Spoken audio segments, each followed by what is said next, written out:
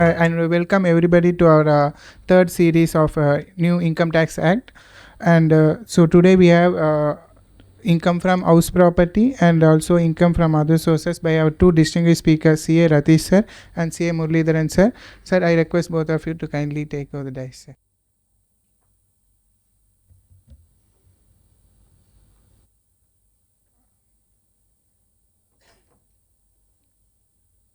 Thank you. So before we officially begin the program, I request members to kindly rise up for our I say motto song.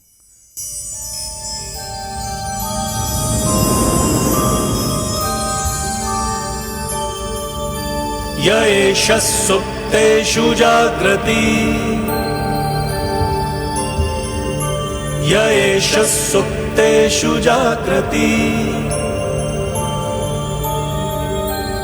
कामं कामं कामं कामपुरुषो पुरुषो निर्मिमाणः निर्मिमाणः तदेव शुक्रं तदेव शुक्रब्रह्मा तद्ब्रह्मा तदेवामृतमुच्यते अमृतमुच्यते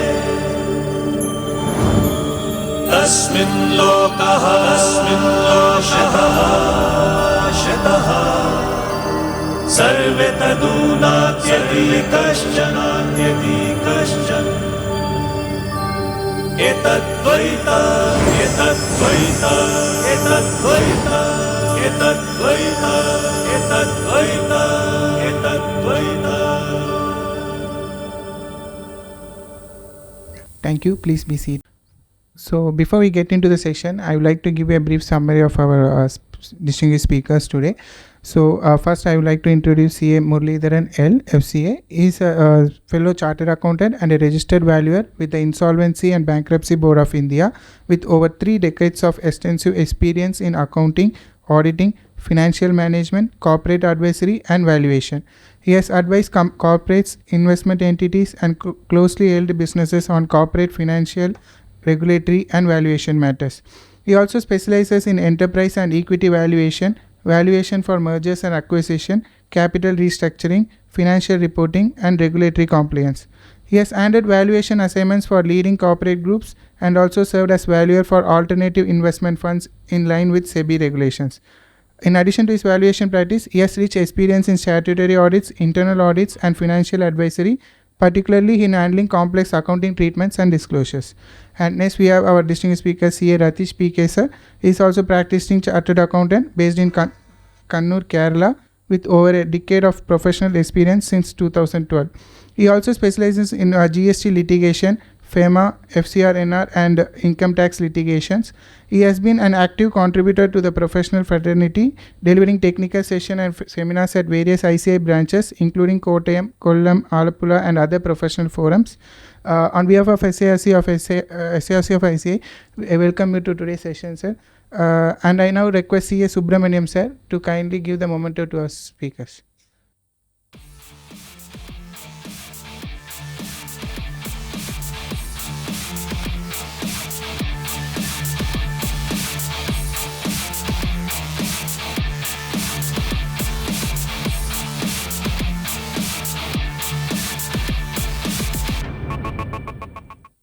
Thank you, sir.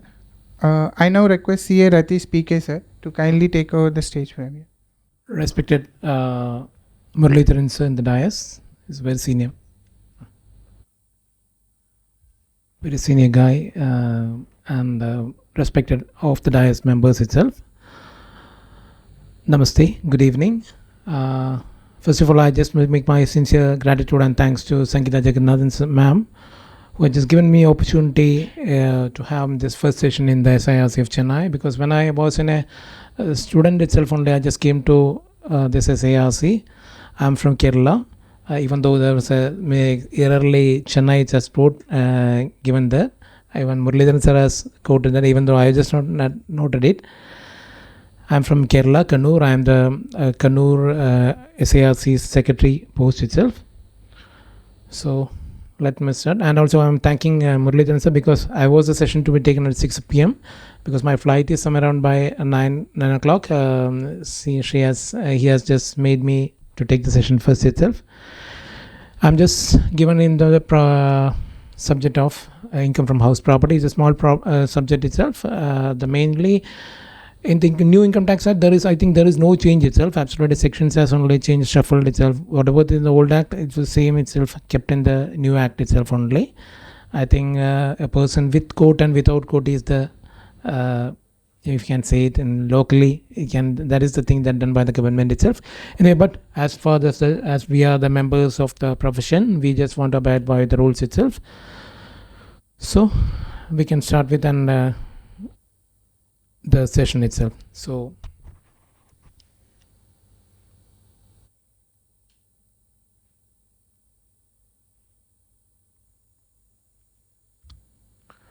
the income from house property. So house property income comes taxable.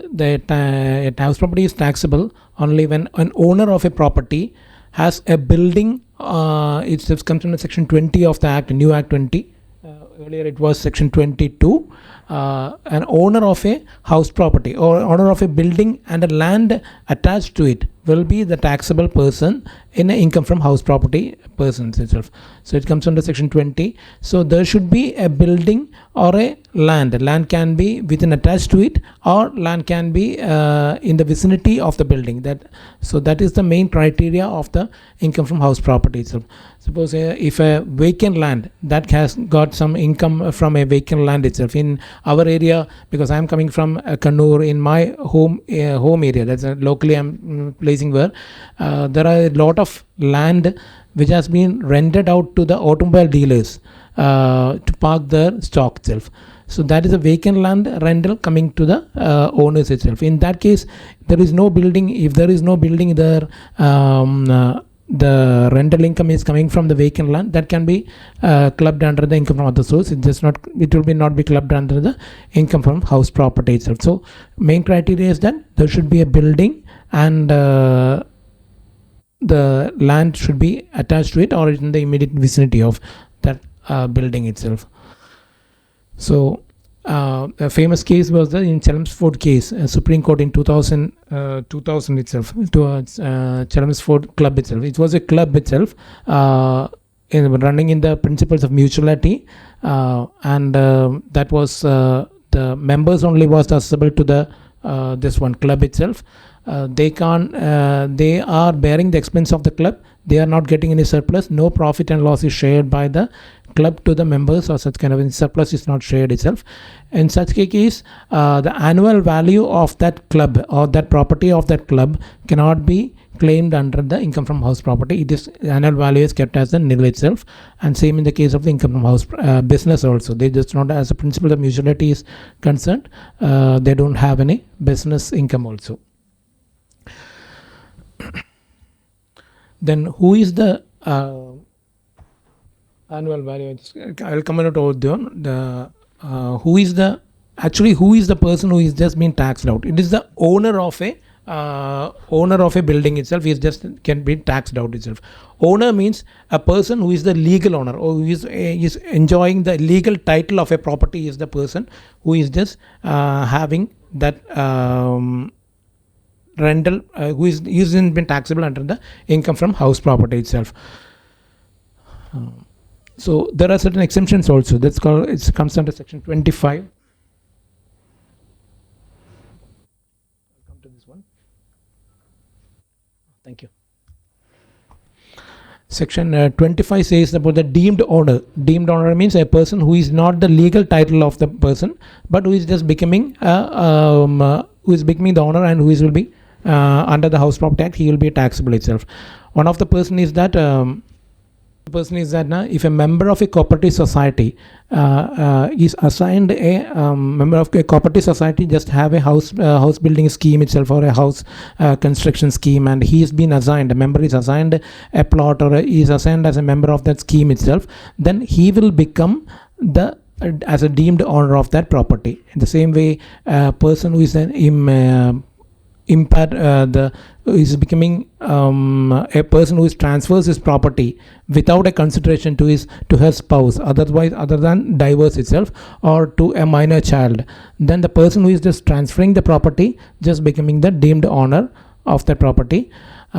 then the person who is just acquiring the property under the section 53A of the Transfer Property Act, he is also becoming the deemed owner of a property. Also, a person who is a partner of or is imparting the impartable asset of a property, then he is also becoming the deemed owner. Then a person who is just getting the lease right of a property, whatever the income that comes from that property, just becoming more than 1 year, 12 years, he becomes the deemed owner. So there is a two concept. There's a legal ownership and a deemed ownership also.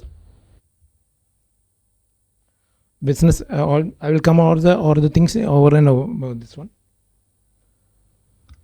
Then this is absolutely the computation coming under the income from house property itself. So this comes under the gross annual value. That is, the annual value is the thing that is the house property is taxed itself. From that, municipal tax is deducted, then becomes the net annual value. From that, section 22 exemptions are the coming standard deduction, that is 30%, interest on borrowed capital, and then interest on pre-construction period, that is coming out. So can you tell me what is the gross annual value of a property? A gross annual value of a property under section 21, it just says about the section 21 of the property. Earlier it was under section 23. A gross annual value means whichever is higher of the following. That is, if the reasonable rent that is we are expected from a property, or what is just getting as a rental income of a person, that is this two, higher of these two, that's a reasonable rent that is expected from a property, or the rental value that is just receiving to the person is excluding the unregularized rent, that will become the gross annual value of the property. So what is called this gross annual value? Reasonable rent itself. Reasonable rent differences between the area to area itself. It can be nature of the construction. A person, what we are reasonably expecting from as an income from a property, it can be deferred by the thing that is called area wise. Suppose in Chennai you can get more rent than in Kannur itself. That is one thing. The construction in more luxurious flat will be getting more rent than the older property itself. The history of a building, then the area where this resides itself. In that way itself, the reasonable rent, etc., defines itself. So we are just taking it as two things: municipal valuation and a fair value. Whichever is higher. If the municipal valuation means every municipality will have a value which is kept for a property itself. In higher municipalities like Bombay and Pune itself, they have got a rateable value itself. Rateable value is the value they have decided less 10% they are giving for the services, etc. itself. So in that way, so municipal valuation is the value that is determined by the municipal authorities, and fair value is what is the value that is in normal market is getting, that is compared to the neighborhood, etc. is just getting. It is called the fair value. So higher of the municipal valuation or fair value, whichever is higher, that is taken as the reasonable rent. It's a reasonable rent for the property itself. Then comes the what we are getting itself. We are getting as a rent itself. From that, the deduction of unrealized rent can be deducted. So higher of the reasonable rent that is expected, or the value we are just getting, that can be taken as the annual value of a property. As a constraint in this thing itself, there is a standard rent in Sheila Kaushik case itself. In Supreme Court has told that if a standard rent is fixed under the Rent Control Act, then the standard rent will apply for the property itself. If the expected rent or whatever we are receiving as the rent is higher than the standard rent that is controlled by the municipal, or it is fixed itself, then standard rent will be only. So higher of the actual rent or reasonable rent that is expected, that is the first application. From that, higher of the reasonable expected rent or rent actual received, that is the first thing that should be determined. Then from that, the standard rent that is determined, and then the Rent Control Act should be determined. Whichever is of the least, this should be taken as the gross annual value. From the gross annual value, the municipal taxes will be deducted. That will become the net annual value of the property itself.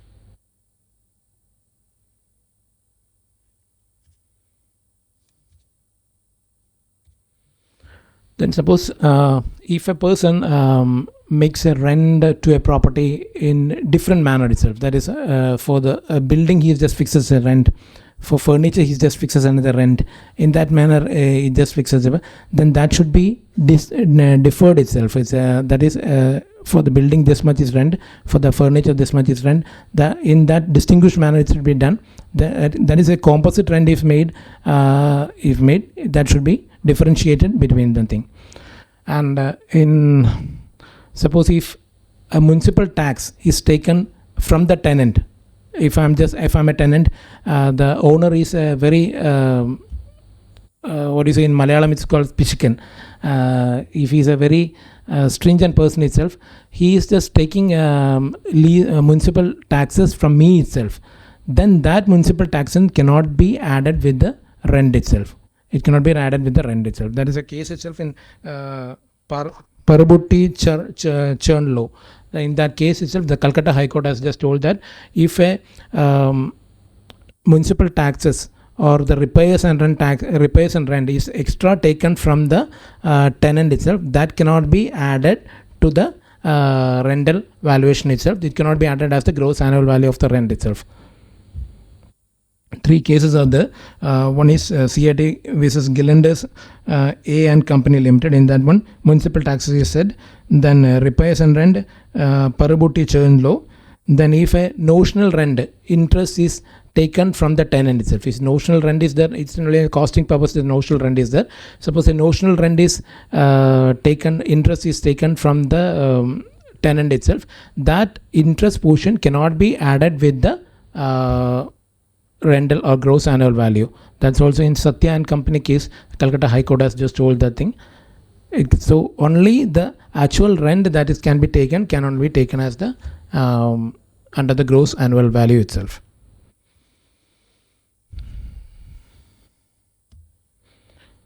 Then it comes one more case is that reasonable rent, the reasonable expected rent cannot be exceeded the standard rent. Dr. Balbir Singh case itself in Supreme Court is just told that the standard rent should be, if standard rent is lesser than the reasonable expected rent, then standard rent should be only taken out in that case itself. Then we just told me is that there is unrealized rent is there. What is called an unrealized rent? Unrealized rent means the rent which cannot be realized from a property itself, because some kind the tenant may not be paying itself, or tenant may be in a insolvency or such kind of things. He is already paying the rent, or in some other manner, whatever the manner, he not be paying the rent itself. In that case, that becomes the unrealized rent. Unrealized rent should be deducted. And there is also loss of vacancy also, but loss of vacancy is other thing. Unrealized rent is the one thing. Unrealized rent can be deducted only if the unrealized rent is a bona fide, and the tenant at the time of the unrealized rent exemption is taken, the tenant should not be there in the property of the landowner itself. He should have vacated that property, and there should be a legal suit filed against that tenant also. So unrealized rent means that is the rent cannot be received itself. It should be deducted from the rent received itself. From that rent, unrealized rent means it should be bona fide. The unrealized rent person should not be occupying the property of this one, what you call the owner itself, and the owner should have placed a legal suit against that owner itself. In that case only unrealized rent could be deducted itself.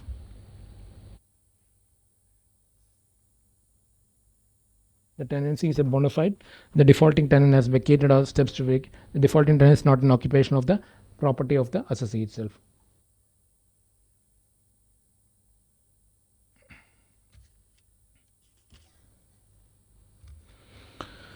Then comes the municipal taxes. Municipal taxes is to be, that's gross annual value minus the municipal tax is called the net annual value. Municipal tax is just to be paid at every point of time itself. Municipal taxes is it should be on the paid base only, whereas interest on house property can be on accrual basis, but municipal taxes should be on paid basis only itself. So municipal taxes, the two conditions that will be faced in the municipal taxes, it should be paid by the owner of the property and it should be paid in the year of the taxation itself. So cannot be accrual basis. It should have already paid itself, and it should be paid by the owner of the property. Even if the property is in a foreign land also, that is even in the United States or Gulf or Emirates or whatever the thing, the concerned municipal taxes should have to be paid over there. It should not be in the accrual base itself. But most of our clients are just making an assumption that we have just paid that thing, we should get deduction, etc. in that manner. But we should be very cautious in that manner, because from my practical experience, I'm just saying that I just got a case from this area, from I think Trichinapalli or something like that. That's an area where some defense factory is there. Avadi or Trichinapalli is there. Some tank Avadi is there. Defense factory is there. One of the persons was working over there. It's not a salary, it's not a house property case. He just came to me after his retirement. He just got a notice under section 140, 148 or something, 147, 142. The thing is that one guy, one accountant, I think so, he's an accountant. He just takes in bulk all the person's income from that tank factory itself, and he just on the percentage basis makes a refund itself. So this guy has got a refund of some 38,000 itself. He does not know. He just made so much kind of exemptions, etc. The income tax authorities made a notice to him. Later it is a malpractice itself. So a revised return has to be filed. Later it just filed it today itself from my office, and the tax has also been paid. And when I just met the officer in Calicut, the case has been transferred to PCID Calicut. I just told the officer that such kind of accountants are there who are in a very dangerous situation to the chartered accountants itself also. They are making in a bogus manner a return and filing the return, and they are making that's a percentage of that thing also. And similar case has been happened to in our case, that is in our area, Edimala Naval Academy. There's a Naval Academy in Edimala. It's near to Payyanur in Kannur itself. Some of the officers in Navy has just made a bogus exemptions, LIC, house property, housing interest, etc. in that manner, and they have filed the return also. But the Joint Commissioner in Kannur has just found out the thing. They have made a case against these guys, police case, and also the income tax case was there. As they were the defense person, they have to quit the defense office at that time. I think they are good officers in Naval Academy. So from that point of view, I just thought that I will not take the defense person, because even though I'm very respecting the defense itself, but because these guys are making, they want a refund itself. Whatever manner they want a refund, so they are making in a bogus manner itself. So be careful of that thing, because the department is now very much strict in that manner. Maybe so we should be very cautious about that thing. So municipal tax, I just told you, that is borne by the owner itself, and it should be paid in the year of the taxation itself also. Then what are the deductions that should be got under the this one, what do you call the house property itself?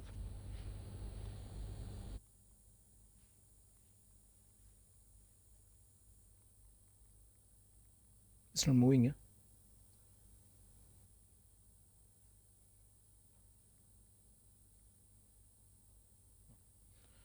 Deductions under section 22. Earlier it was under section 24. Deductions, and there are 3 deductions. It's exhaustive deduction itself. No other deductions cannot be made under this one. There is a case also in Indian city properties. It is said that it's exhaustive. Only listed deductions can only made under the this one, that is section 22, or the house property itself. What is that called? The standard deduction itself.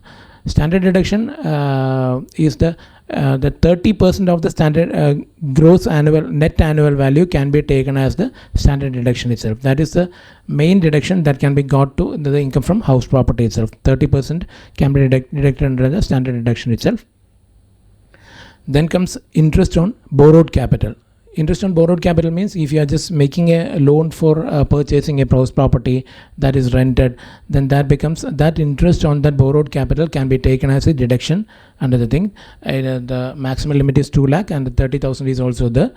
So, but this interest on borrowed capital is just on accrual basis itself. There is no condition that it should be paid in the year of the taxation, or it should be, even if the books are kept under the cash base itself also, we can make it the interest under the interest on borrowed capital on accrual basis itself. There is no condition itself. And also it is said that if there is no charge of the property on the principal or interest also, even if in such kind of case also, the interest on borrowed capital can be made as a deduction itself also. So interest on borrowed capital is on accrual basis. There is no such kind of a condition is said. There is no condition that it should be paid, or even if the books of accounts are on cash base also, it can be taken on accrual base itself also. This is just replica of the municipal deduction itself, interest on house property. Section 22 of the Act says that.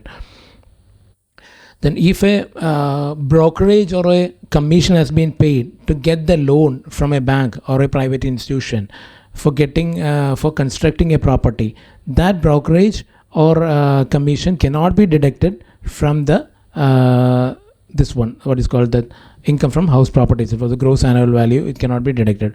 So only the interest on house property can be deducted. The brokerage or commission, whatever thing, cannot be made itself. And in Circular 28 in 1969, it said that if a fresh loan is taken to repay a existing loan, then that the fresh loan's interest can also be deducted from the income from the house property itself. It can be, there is no condition that a fresh loan cannot be taken. Fresh loan plus the existing loan cannot be taken as the interest deduction from the income from the house property itself. Whatever, if suppose we are just taking a loan from outside India, if we are taking it from some outside India, Emirates or something like that country, then the interest on house property can only be deducted if the TDS under section, now it comes under, what is the section of TDS, sir? 185, yeah, that's right. That it can be only deducted if that TDS has been deducted only. If TDS has been deducted, then that interest can be, interest on the borrowed capital can be deducted also. And there should be an agent also, as said in the section 306 of the new Act itself. So it should be, so interest on house property paid outside India can only be made as a deduction if the TDS on the such property is deducted itself. Then third comes under the interest pertaining to the construction prior year itself. If an interest is taken in the previous years itself, before the construction starts itself, and it is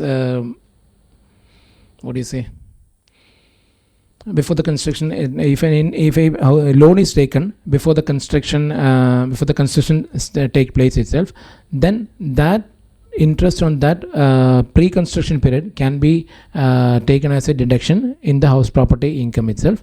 It can be taken in an equal installment of 5 years from the year in which the property has been constructed. That is, if a property is just constructed on a particular year, after the 31st March of that year, the interest on the pre-construction period can be taken. Can be taken for the 5 years. The property, this loan can be taken for the construction, repair, renewal, or whatever may the thing that can be acquiring the property itself. All this loan can be taken. So these are the three deductions that can be taken itself. That is a standard deduction, 30% on the annual value. Then interest on the borrowed capital, that is on accrual basis. That can be an interest on pre-construction period also, that can be taken in equal installment of 5 years after the construction is completed itself.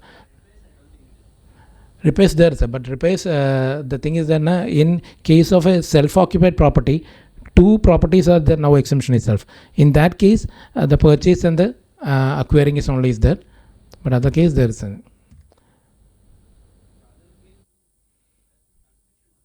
Yeah, that the case, because in my according to my knowledge, I'll check it up here also. But if 2 properties are there, self-acquired property, two properties can be exempted now itself. In that case, 2 lakhs is the maximum that could be got. In that case, the condition is that the property should be the loan should be acquired for the construction or purchase itself, and the construction should be completed within 5 years, we should have to get a certificate from the bank or whatever the person is giving as a certificate that this kind of a loan has been availed and this is the interest that has been given to that. In that case, if two house properties is there, that is a new amendment itself. This maybe that this what I said now itself is irrelevant itself, but when it's taken, that's one. So two house properties can be taken as a exemption itself. If we have two house property, the two house properties can be taken as our self-occupied property. In that case, whatever sir said that 2 lakhs can be taken as a deduction itself.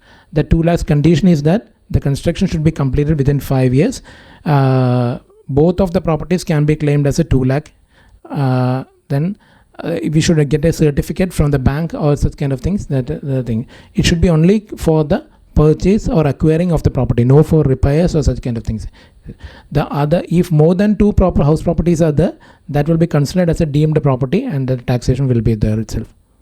So in case of a self-occupied property, only the deduction is available is that of the interest on borrowed capital itself. That is 2 lakh or 30,000, whatever we be getting. No, this 30% standard deduction will not be getting, etc. will not be getting itself.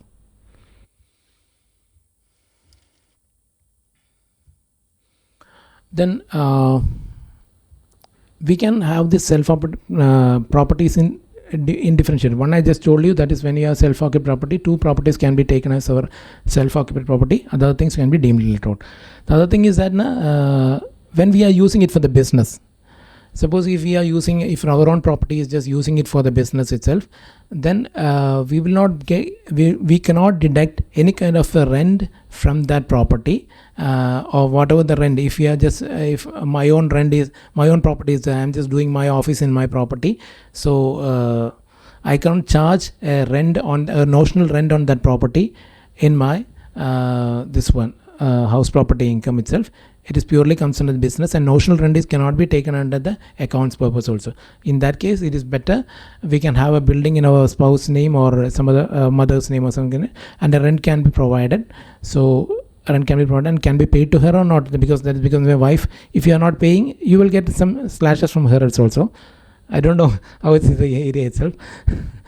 So anyway, that's a joke itself. So that can be the thing itself. In one of the case in Delhi Clothes Mills versus CIT, in Supreme Court has said that even if the rental property is just given to their employees, if I'm just employing some textile unit and I'm just providing rent quotas to my employees itself, and that rental property cannot be, that rental cannot be taken under the house property income, and it cannot be taken under the business also, because it is incidental to the business and subsequent to the business. In Delhi Clothes Mills, it is beautifully said that it cannot be taken under the this one. Business income. It's a purely business income. It cannot be taken itself. That's why if something is happening itself, we have the property, we are just renting the quarters to our employees itself. They may be and we may be charging rental income, small rental of the property. In that case, that cannot be taken under the house property. So also it is a business income itself. That's why even there is a court has said that it is incidental to the business, so it cannot be taken under the house property. Then the rest I told you that if two properties are there, if one property it can be taken as a self-occupied property, the deduction is only for the interest, etc. If two properties are, it cannot be also be taken as a maximum two properties can be taken as a self-occupied property. And the third thing is that if more than two properties there, the third one will be deemed let out itself. But we should have to make, we can arrange in the manner that whatever is benefitable to the assay, that can be made. If it is more benefitable that to take, suppose there are four properties, we can choose 1 and 2 or 3 and 4 or 1 and 3, whatever is the benefit that can be taken as that on the calculation base. That there is no this thing that rule itself, such kind of thing.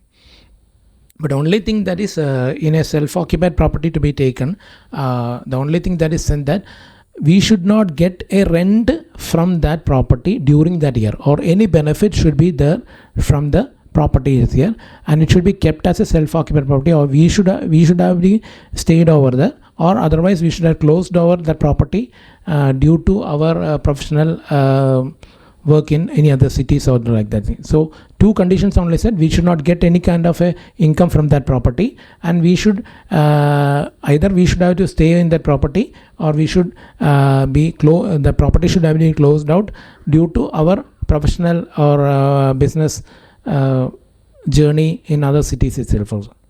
So if I have two house properties in Chennai and I am having practice in Kannur itself, then it is okay. I'm just not, even if if I have not rented that property and no income is coming over there, I can keep both the properties in self-occupied property, and that can be kept on. If some income is coming over there, if I'm rented out to Muralidharan sir and I'm just getting secretly some rental income from him, then it cannot be taken. It can be taken, but if that person knows it, then both of us will be in trouble itself. That's the thing. No, I'm not residing now in Chennai. Then one can be taken as method, other should be closed out itself otherwise. Yeah, both the thing. How can I use it, sir? You can use it because I can stay 1 week in this one, other week in this one. In that way, no issues. But you should. The only condition is that you should have to stay over there, or even if you are staying, you should not get an income from that property. That is the main thing itself. Both, yeah.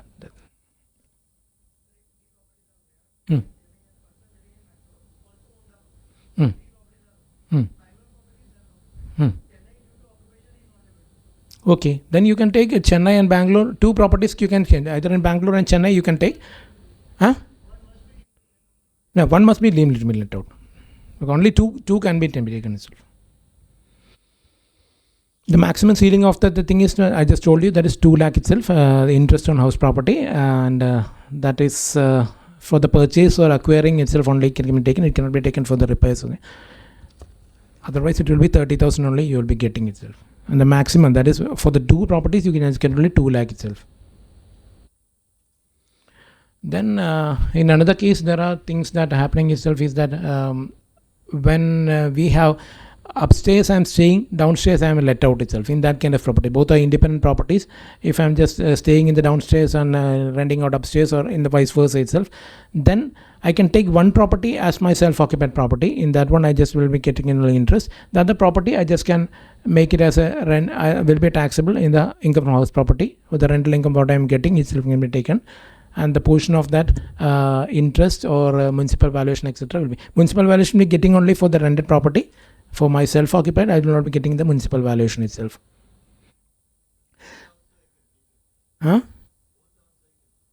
Yeah, both needs sir. Yeah, you can. No. You can. If you are rented out, you are not keeping both as. Yeah. That you can keep. You can keep.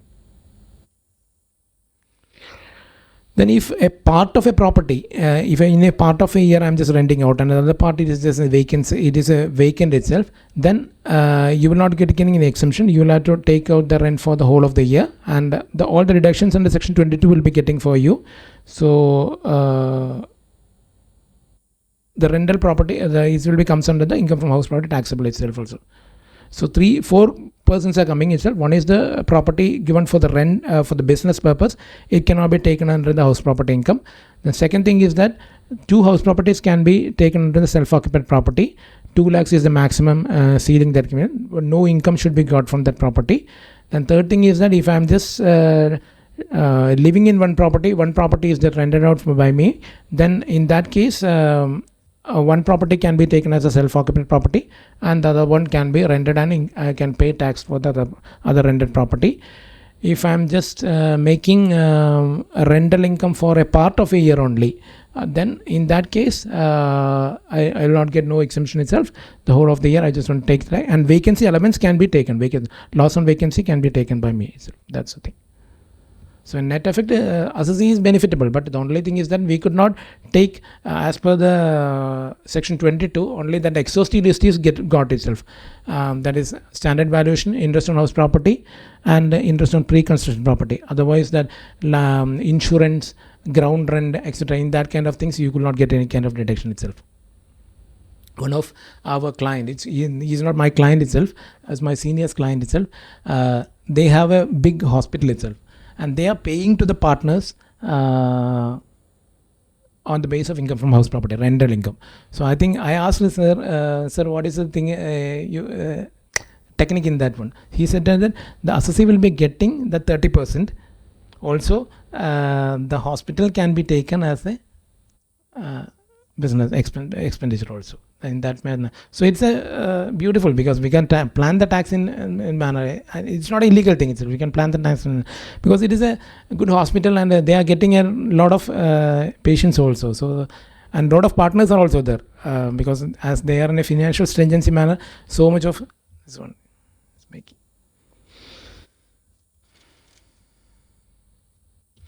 Then this house property etc could be got only for the individuals only, individuals and Hindu undivided family itself. They will not be getting for the partnership or the companies. That exemption, section 20 exemption, will not be getting for the partnership company etc. So if it is a partnership company, it could be taken as a business purpose itself also. In one case, I think Sundar Raj or something like that, it's the case itself. In that case, the person has a person has a property. He is the owner of a property. He then gets to his employer for the that he give that property to the employer with some arrangement itself. Then employer has given lettered out that property to him itself also. Then he claimed the self-occupied properties exemption itself. In that case, court has said that it is not possible.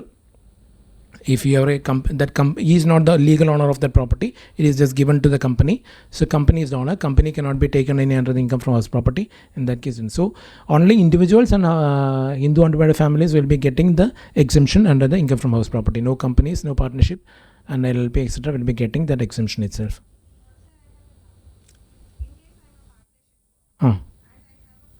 Oh. Hmm.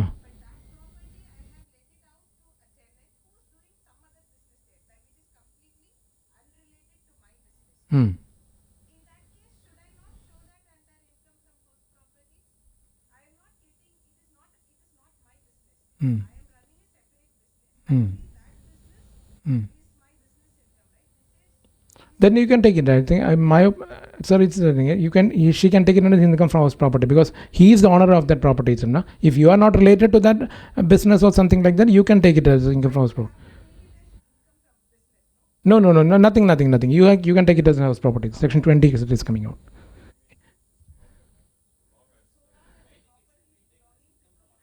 Other source, make. How, sir?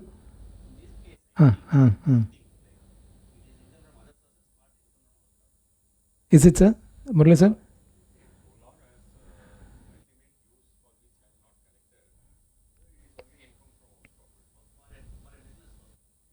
No, as far as concerned.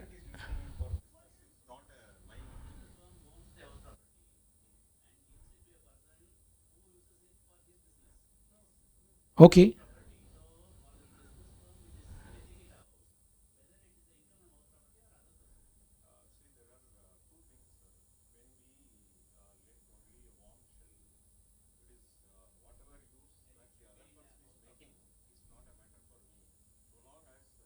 Yeah, that's right.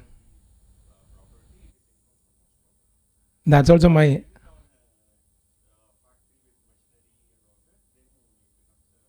other sources, sir. That's also my opinion also that. So you're happy, na?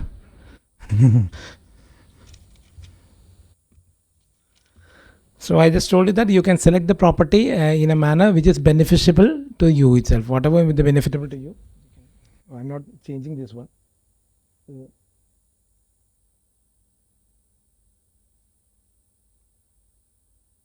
is the one that I told you. That is, if it is a business, it should be taken under the business. If two properties, it can be taken as a self-occupied property for the person.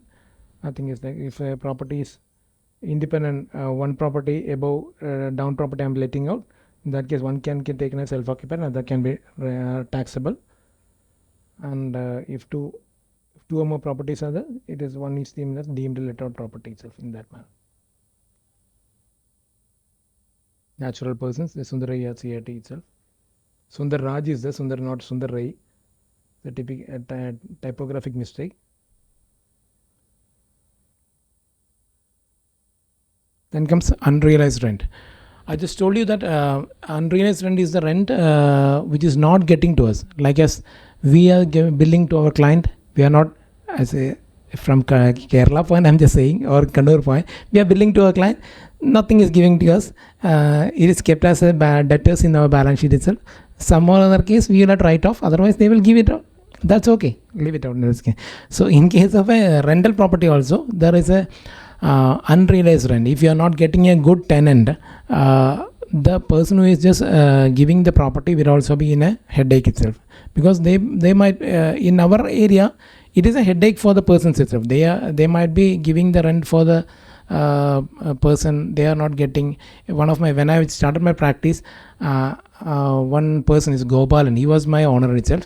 So he was saying that your rent is pakka, Rathish. It is just like as a put in the fixed deposit. Whenever I am coming, you are just giving that 3,000 rupees towards me. At that time, it's just a small property. So 3,000 rupees towards me. In my certain other properties itself, I am just going so much of time to them. My slippers has been, they wanted to buy that, but nobody is giving me. It has to be written off from my side itself. So that is the thing happening here.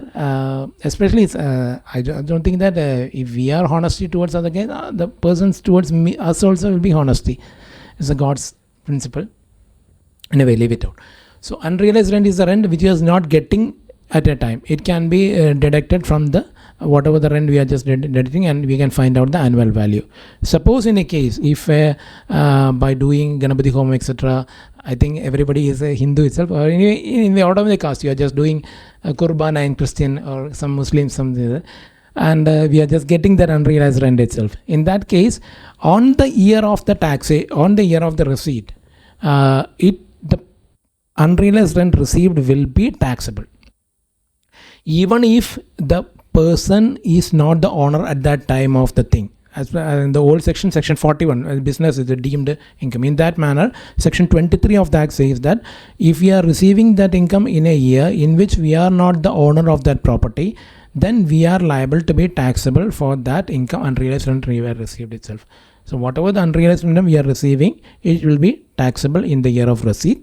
And the only deductions that can be taken is the 30% deduction itself. That is the standard deduction that can be taken. So if an unrealized rent is receiving in a year, this year itself, it can be taken as a income, and 30% can be deducted, and the net will be taxable in that year itself. So unrealized rent, section 23. Older section was section 25A of the Income Tax Act 1961 itself.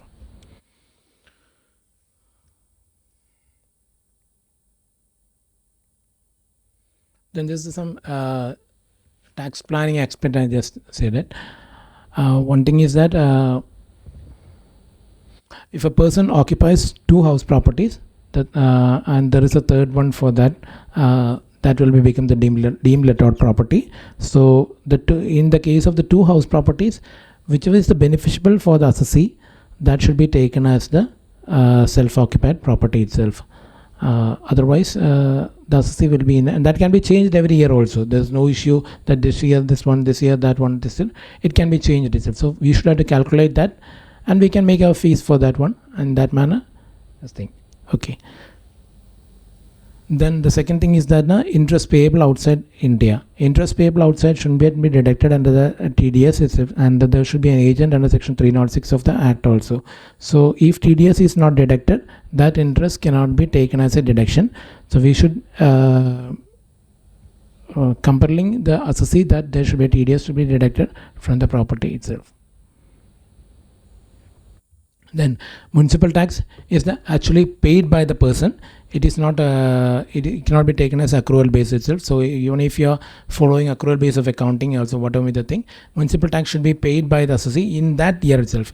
Previous year's tax cannot be paid this year. That will be a municipal tax can include service charges also. If any municipality is making any service charge on that municipal tax itself, that can also be taken as a municipal tax. But municipal tax should be paid by the owner. It should be paid in the year of the taxation itself. Previous year's municipal tax cannot be taken as this year. It should be paid in that year's taxation itself also. Then if I just told is a deemed owner itself, a member of a house property cooperative society who is just doing the cooperative society is doing a house building scheme itself, or a company or a LLP itself, they're doing a house building scheme itself. The interest on that house property, the interest on that loans taken by the cooperative society can be taken as a deduction for that member of the cooperative society, that's an individual, and it can be taken on accrual basis even if it is not paid. So in case of a cooperative society etc., because I am coming from an area where there is a lot of cooperative societies, because Kerala is a land of cooperative societies, because of this political in this one, because we are of a, I don't know who will win there. Communist parties are just making so much of this cooperative societies, because they have I just don't know who our communists here, but they have got, the thing is that one of the their agenda is that their followers can be made as a employees in that cooperative society. They are paid salary from the cooperative society. From their salary, a levy to the party will be going. So in that case, party will be benefited and the cooperative society will have to pay only less, and they will get the persons for making the political programs or processions or whatever the thing. They have some persons for the inculabs in the world. So in that case, I don't know who is the Communist Party here, but I am very sure that you can't throw any stone on me in Chennai. If I am speaking in Kannur or Kerala, surely my head will not be here itself. Sure, I'm just thinking. Okay. So a member of a cooperative society can take that interest on accrual basis, and that is as an income for. So in tax planning itself, you just can take it as an income. So his tax burden can be reduced a lot itself, accrual basis. Even if the cooperative society is making it on cash basis, I think in Tamil Nadu cooperative society audit is not mandatory itself. I think so. No, only the state which is in cooperative society compulsorily to be audited is Karnataka. In Karnataka, I think a lot of the members are just getting work in that manner itself. But in Kerala it is not that. I don't know Tamil Nadu about. If Kerala it is done, the cooperative societies, a lot of problems will be coming out itself. So that's why maybe the thing they are not making it mandatory. In Thrissur etc., you just think one person has suicided. But Karnataka is another thing is that you should have to know Karnataka. If you are making a partner in Karnataka who knows Karnataka, then you will get a lot of cooperative society audits itself. Karnataka it is mandatory, that is cooperative society audit should be done itself.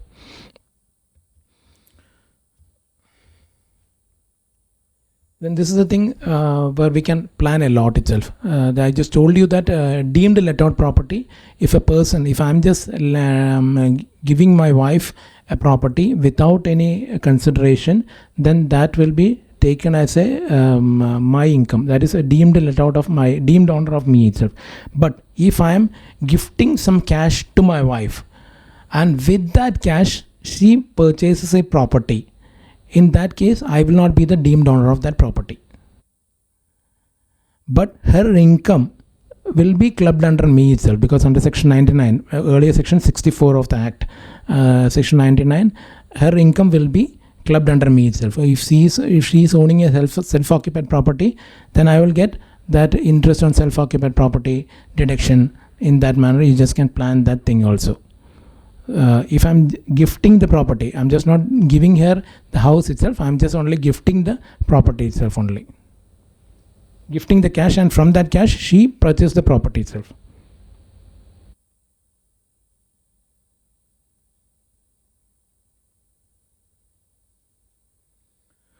Then this is another thing, if a person transfers to his son's wife without consideration of house property, then he will not be the transfer will not be the deemed owner of that property.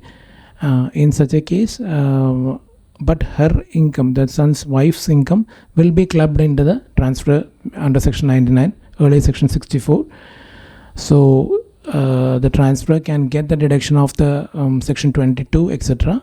and 21(6) also under 6 if she is a self-occupied of that property etc. So in that case also you can plan it. If he's excess cash is there with the client itself, you can ask him or her to give to her wife or spouse, and from that property you can purchase the property itself.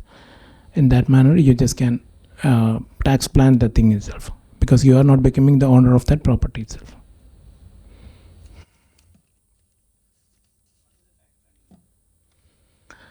Because the thing is that you are not becoming the owner of that property, but her income, whatever her income from that property, will be clubbed in the under the income. If she is renting out that property, and a lot of loans is there, some loan or something is shown to that thing, then that loan can be taken as a Section 22 deduction, then municipal valuation, etc. can be deduction. And this person who has excess cash with him, that can club it and reduce her his tax liability itself. If he has some black money itself, it can be thrown in that manner itself, or his or her tax liability can also be reduced in that manner itself, transaction clubbing of thing. In that manner it can be clubbed.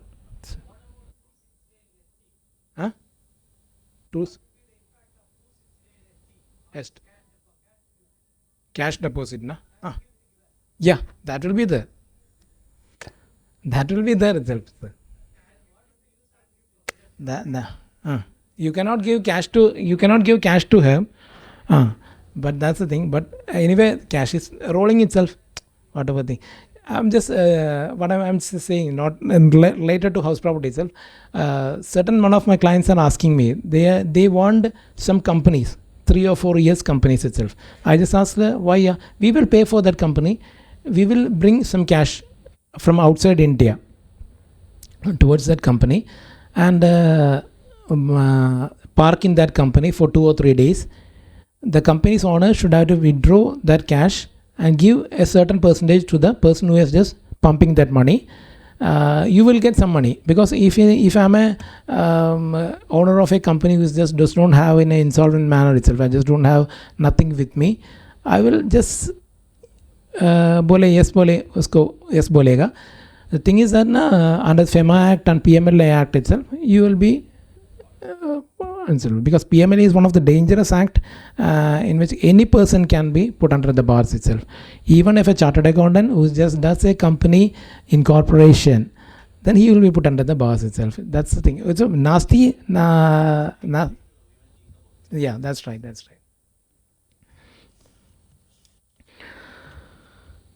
So these are things that I just want to keep a gist of the house property towards you, because it is a small property, a small section itself. With that, I'm concluding the session. Any questions from your side can be entertained itself. Otherwise, I'm winding up this property. I'm winding up this program itself. Pardon, sir? Yeah, right. But house property, there will be an interest. There will be no regime.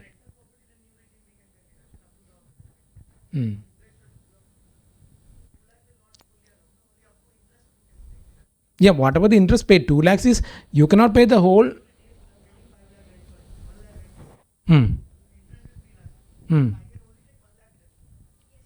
Yeah, that's right. But you are getting benefit of that slab rate itself also, na? That is why it is only for old. Because nobody will give you the thing in gift itself, na? So. And in the last slide, sir, you told cash gift to buy and purchase property. So cash gift include bank gift also, no? Because there is no gift tax. Gift is allowed. Gift is allowed. So cash gift, matlab bank wala transfer be like. Yeah. Suppose we can small quantities, not at once. Otherwise, clubbing sections might be attracted. Yeah, right. Yeah. This.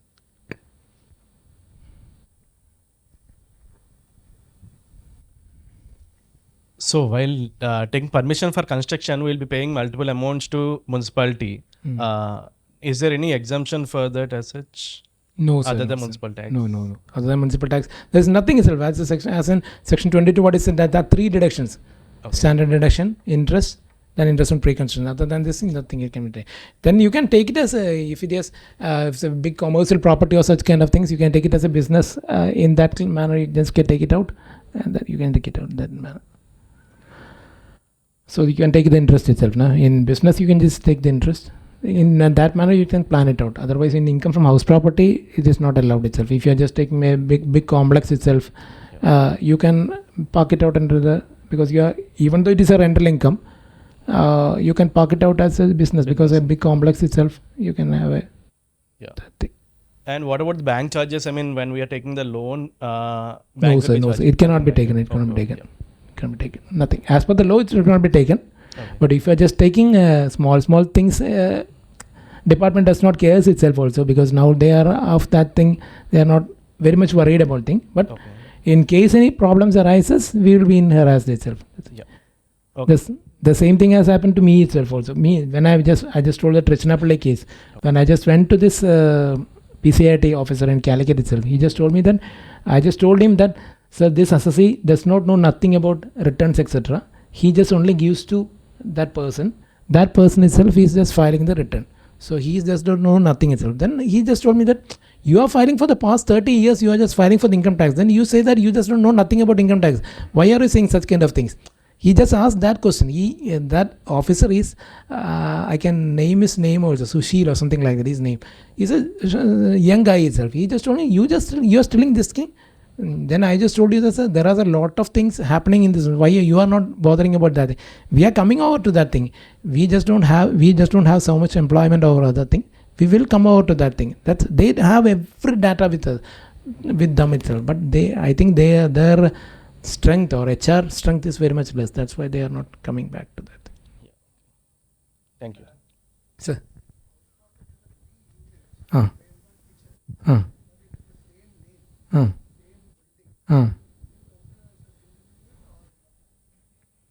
If it is an independent, if you can prove it as an independent thing itself, that is a separate staircase, separate floors, etc., it can be taken as a 3 itself. Otherwise, it cannot be taken that. Yeah, in that thing. Sir, husband is following new regime and wife is following old regime. And husband has given a property gifted to wife in which after interest there is a deduction of rupees 2 lakh. Will it be allowed to husband while clubbing? Once again, can you just tell me once again? Husband is following new regime and wife is following old regime. And husband has given a property as a gift to wife. Okay. And wife, after adjusting the interest, there is a net loss of the 2 lakh rupees in house property, which is allowable in wife's file. But since clubbing provision is there, it has to come to husband's account. So whether that 2 lakh will be allowed under new regime to the husband? I don't think so. No, sir. It will not come. But clubbing provision is there, but as it has to come to husband, na? Yeah, right. That's true itself. Because whatever clubbing provision is to be come to her husband itself, it is absolutely, whatever said you, sir has said is absolutely right itself. But overriding provision of the income tax act said that new regime, in that case, it will not be allowed. In that manner only, it will be cut down. No, will it cover clubbing cases also? Yeah, sure. It will cover clubbing cases also. That's what, sir, which is when I was discussing with Muralidharan sir in the Sangeeta Madam's chamber, GST, a lot of persons in GST has paid a lot of amount to the counselors or lawyers for getting that planned administrative definition. That that's famous case is there, na? Safaris. Now this government, I am also admirer of the Narendra Modi, even though I am not criticizing it, but they have just make it as a retrospective provision itself. So whatever the amount that is provided by the assessees, in that case to the lawyers, whatever the thing, that is a loss for them. Na? You should at least consider them, because what is sir said, GH, what is it? In that manner, sir will tell that thing. Government and harassment itself. That's what they could have considered that thing. From this year onwards, you can take the definition. Otherwise, it is okay. Whatever, how much money has been spent by the safari retreat cases, the lawyers would have benefited. Now another litigation will be coming. They will be benefited. Or that's the thing, only thing. Nothing. It's there is no. Ultimately, there is no such difference itself. Absolutely, same in this. Yeah. That's right.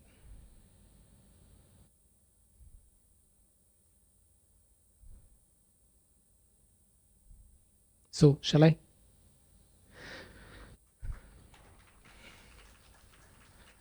I'm once again thanking each and every one of you for patient hearing, and this is for the first time I'm just making an SIRC. I make my sincere gratitude to Sangeeta madam, yours, everything you have just made the patients in SIRC, because after my studies itself, I'm just coming first time to this, not to Chennai, but this SIRC itself.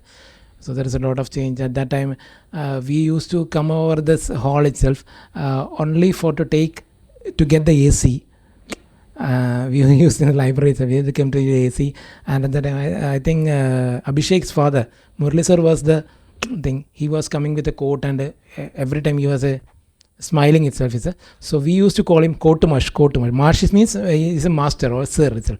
So we and our every time he just wear the coat itself. At that time we are not very much familiar with this coat itself. So just Kotumash is coming. That's the thing. So it is a good opportunity for me when I am coming over here, and thank you for everything. And I wish Murli sir his 60th birthday, even if it is not celebrated itself because of some of his wife. Sorry sir, I'm really sorry. His wife's some injury itself, but I pray for his health itself. Thank you once again. Thank you very much. Thank you. Hope that everyone has enjoyed it. I don't know everyone. If you have any from my side and deficiency itself, you just tell me. I will just adjust in the next thing. Thank you very much once again. Good evening to all of you.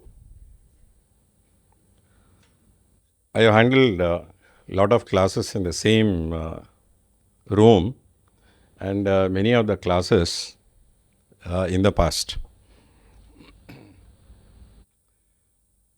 And all of a sudden I got an invitation from SIRC on a topic where I am also learning along with you. There are two types of audiences normally we will have in any meeting. One, they have already knowing the subject. For CPE hours they will be coming. Second type, I have not learnt income tax for a very long time. It is better that we learn New Income Tax Act 2025. I am also of that particular category only. Say when they have called me as which topic you would like to take up, I know that the most complicated one would be capital gains, and how many number of times that you study, you will get new ideas. Because most of the times these clients would have completed many transactions and then they will rush to our office. By the point of time, we will have no other remedy but to do some patch-up work and complete the work. I think most of you will also be experiencing that. So when it was a topic choice was given, I just felt the smallest one would be income from other sources. And let me also tell you that this COVID time brought us to a lot of new learnings, and I become valuer. Most of my time had just gone for valuation. Less time had come for income tax. There is a greater shift in the practice in the recent past. So when the government had increased the thresholds for many audits, branch audits, we find the scope had come down very less on to traditional practices. I hope that all of you would be agreeing with me. But the shift got onto valuation on a particular subject where I was specializing, and that never had any practice side. That was financial management. And many of our friends used to call me as Mafa sir or Mafa Muralidharan and all that. And I will dwell on to the topic in another few minutes. I wanted to just recall whatever memory I had the moment I entered into this dais. This management accounting and financial analysis paper was considered to have no standards at all. For accounting, you have accounting standards. For auditing, you have auditing standards. For income tax, you have Income Tax Act, income tax rules, circulars, and there are a lot of backing ups and all that. As far as the subject where I loved and people loved me for that subject, that was management accounting and financial analysis or strategic financial management, there was no standard at all. So whatever computation that you say, institute might just say a different one. See, now the valuation primarily requiring a lot of assumptions and a lot of computations, what we have just learnt in MAFA. I had the opportunity of doing it through this Corona time. That was also the time I had to visit onto this Income Tax Act. Though I was not handling this particular subject, one of my article clerks by then was failing consistently on group 2. He was just telling, sir, only when you take income tax I will clear, is what he said. Then I was just hesitating. Though in the evening I held some sessions and he cleared in that particular examination. That gave me some amount of feeling, yes, I have something to tell on taxation also. So after that, to address members like you in this evening, it is a great opportunity given by SIRC. So I thank whosoever had in their mind about me, definitely I will thank. So I think my call for this particular session was from Teni CPE session. See, Teni, they have opened a new branch. The person who is in charge of Teni branch was my student by name Jagdish. He printed the itinerary and my name. Seeing my name, SIRC Chennai invited. I think that should be the basis. Why I have chosen income from other sources is that it is a residuary category thing. I find the old Income Tax Act is shifted into new sections and not much of a change is what I am feeling in Income Tax Act 2025. See, since I am also learning along with you, don't take my statement as 100% and authoritative and all that. I am also learning along with you. So please just excuse me if I were to commit any mistakes. So please correct me and I will be very happy to be corrected. So therefore on that count only I am starting the session. Okay. So we all know that Ravana had 10 heads and Mahavishnu's serpent sleep very close to our Sri Perumbudur or Patrai Perumbudur, we have Tiruvallur. So where Mahavishnu will be in a posture like in Srirangam with Adisesha with 5 hits. So the place where I did my articles, TAP Vardhakutti and Company, he introduced income tax in this fashion only. I remember that Mahavishnu had 5 hits. Income Tax Act is also having 5 hits. You can just visit any temple now and count the number of hits the Adisesha will be having. So our Income Tax Act, the last one is income from other sources. As far as salary income is concerned, it has got a set pattern. You should have employer-employee relationship. Whether money is being paid in the form of cash or kind, it has got to be taken for taxation. Number 1. Number 2, in the case of house property, you should have house. Even land may not be there in your name. You should own the house and you should have just got some income out of that. So there is a set pattern as far as house property is concerned. Third one, profits and gains from business or profession. Even if it were to be a single venture where you make a profit out of that, then that profit will be taken for taxation. Whether your intention is to make profit or not, one adventure itself is sufficient to accommodate the income into your net. Then capital gains. See, initially when we have initially understood income means revenue, but there is a shift in the act itself to accommodate what initially they have committed, that it is revenue, and they have included capital item also. And thereby you had a capital asset transfer, you should have a gain, you should have the exemptions, and finally capital gain will be taken for taxation. All these four are set pattern income computation.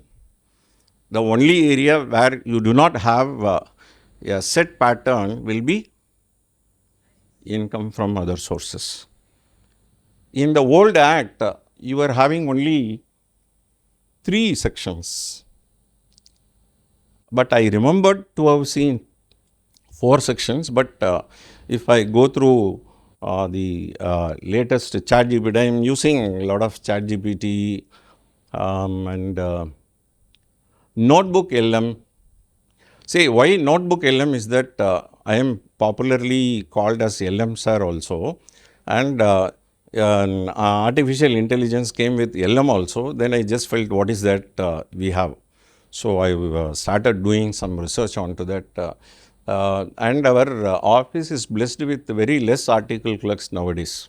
So let me tell you, our institute policy is so bad, where March 2024 was my last exit of my article clerk registered in my name. So 25, now it is 26, no article clerk, but still we could run our chartered accountant's office thanks to artificial intelligence.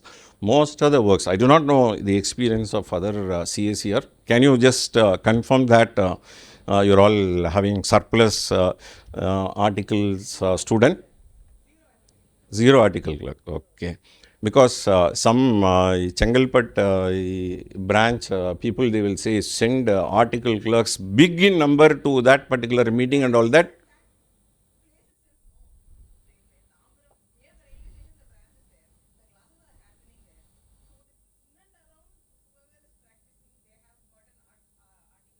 Okay, then I got to shift my office there.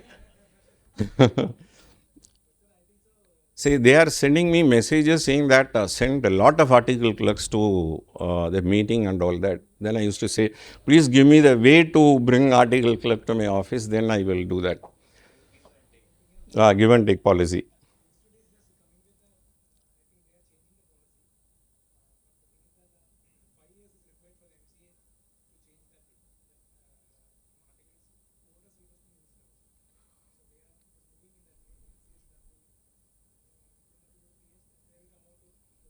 We had at one point of time many articles in our office. We were resisting the pressure from clients and other relatives. We don't want, because that point of time article clerks were someone like kids. They were calling, sir, that uncle is speaking to auntie in the client's office in front of others. If you find somebody making a call, it will be embarrassing. Have you ever come across like that? So they are coming with 3/4 and our client is asking what is the dress code for our students. We had that sort of problems. Today, it is a different sort of problem, no articles and all that. So it is something like in matrimonial market also. So at one point of time, a boy was having a lot of choices. Today, it is exactly the opposite. So fortunate that my children got married. So I was just only feeling.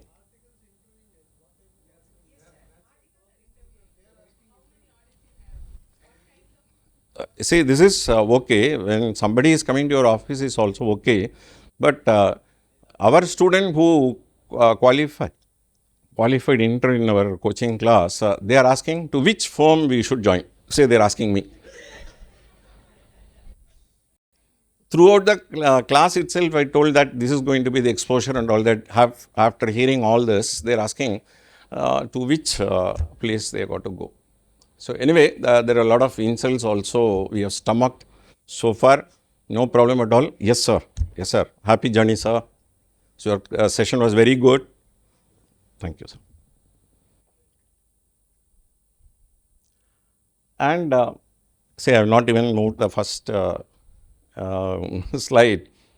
Say I am fond of taking offline class, and now I have shifted everything to online. So on seeing an offline mode, I am just not getting started to the main topic. Sorry for that. I will just move.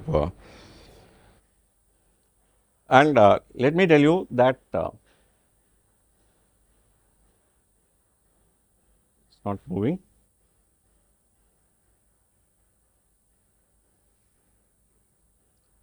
Anyway, I will tell.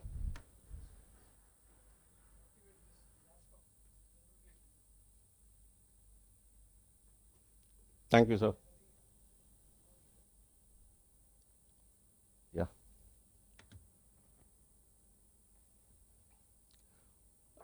Yes, sir.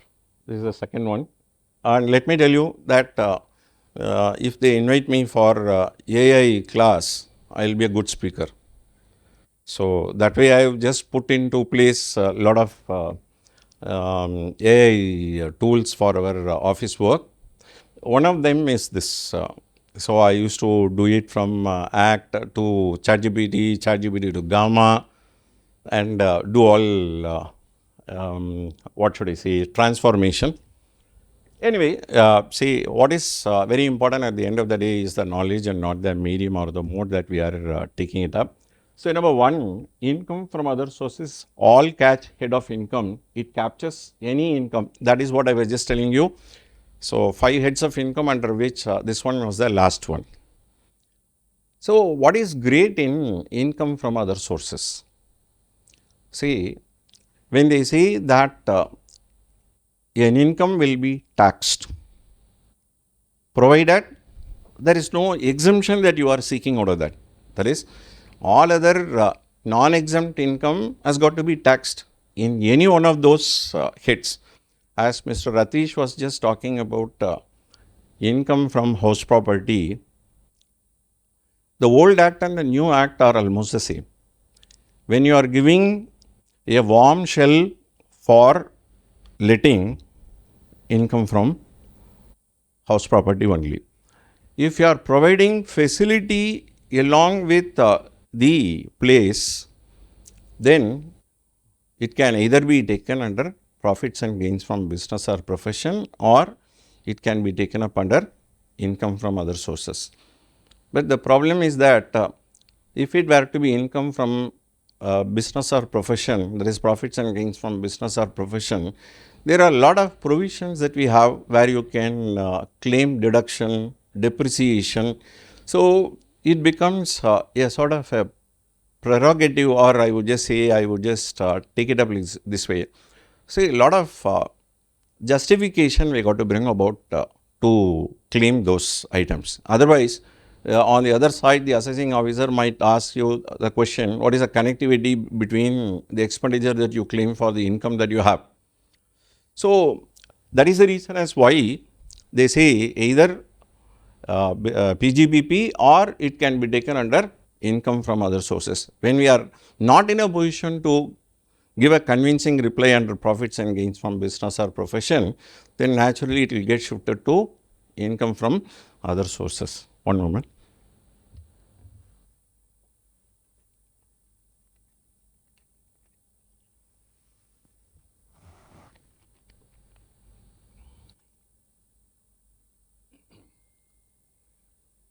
See, we all know that even in the case of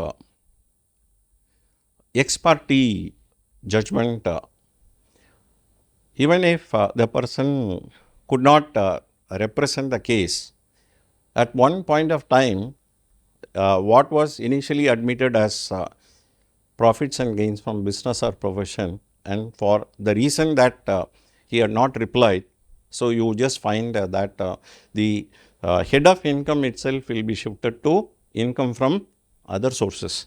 The reason is a very simple reason, that you are not having any defense to claim any deductions.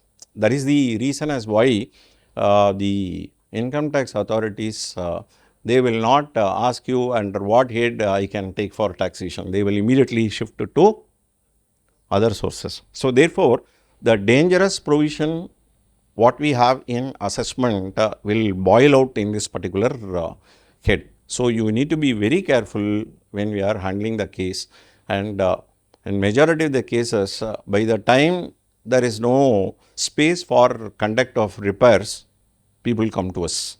See, there is a time at which we pity them and we don't have any other go. So, therefore, we just do have a pity for the assessees and that is taxpayers, and on majority of the occasions you find the income is shifted to income from other sources. So, that is a point I thought I will communicate. And see, as far as the key shift is fragmented amendment, a heavy structure to be codified, systematic legal framework. The last one I am just taking up for discussion. See, what was that we had as a bad practice in old act, and what is the gain that we have just got? As I have initially committed to say that majority of that we got it into new act, it is only the section references are different, and maybe the wording of the draft is a little easier. Beyond that, I do not find much of a change, but yet there are some good points that we have in income from other sources in the new act. So, what is it we do have? I am not taking up all the provisions. When we are going to take all the provision, then it becomes an income tax class. It will not be like a seminar like. So, we find one particular thing which I am not taking up from the slide, I am just taking it up. So, key points are dividend income, lottery, interest, gifts, insurance, receipts and compensation income. But the main point which is not there in the slide which I want to tell you is whenever you have some black money, people normally put that money not as to the credit of profit and loss account, rather they put it into share capital. So, I have some ill-gotten money. So, let me put it that way, I got a ill-gotten money.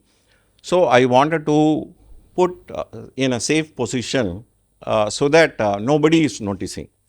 See, it was a sort of impression people had previously, now it is not like that. So, the moment you watch one thing in Facebook or something like that, you find related items are coming up even without your deliberations. It is all somebody is noticing you what you are just doing. So, if I see about Virchiga Rasi, then Virchiga Rasi serious you are getting. So, I was just only looking into Virchiga Rasi for Narendra Modi. So, how the nation would be Virchiga Rasi, Anusham Nakshatram. So, I used to just try like that. And besides, when I was just watching, my wife is asking, who is Virchiga Rasi for that you are seeing? Then I got to tell Narendra Modi, and she is not believing. At this age, there is no, the suspicion will always be there, that is there in their DNA. So, and I was just talking to Rathish, he was just talking about harassment and all that. My experience with the income tax department, let me tell you. Say, harassment for which he was just raising a voice. I said, you don't have to raise a voice, that is there in their DNA. So, and I used to just make a lot of fun in the class to make it interesting. In alphabetical order, GH is what you get. Government official would mean harassment will always be there. So, what sort of harassment you will be having? So, I will just give you a classic case. A person who had foreign income, being resident in India, having local income also.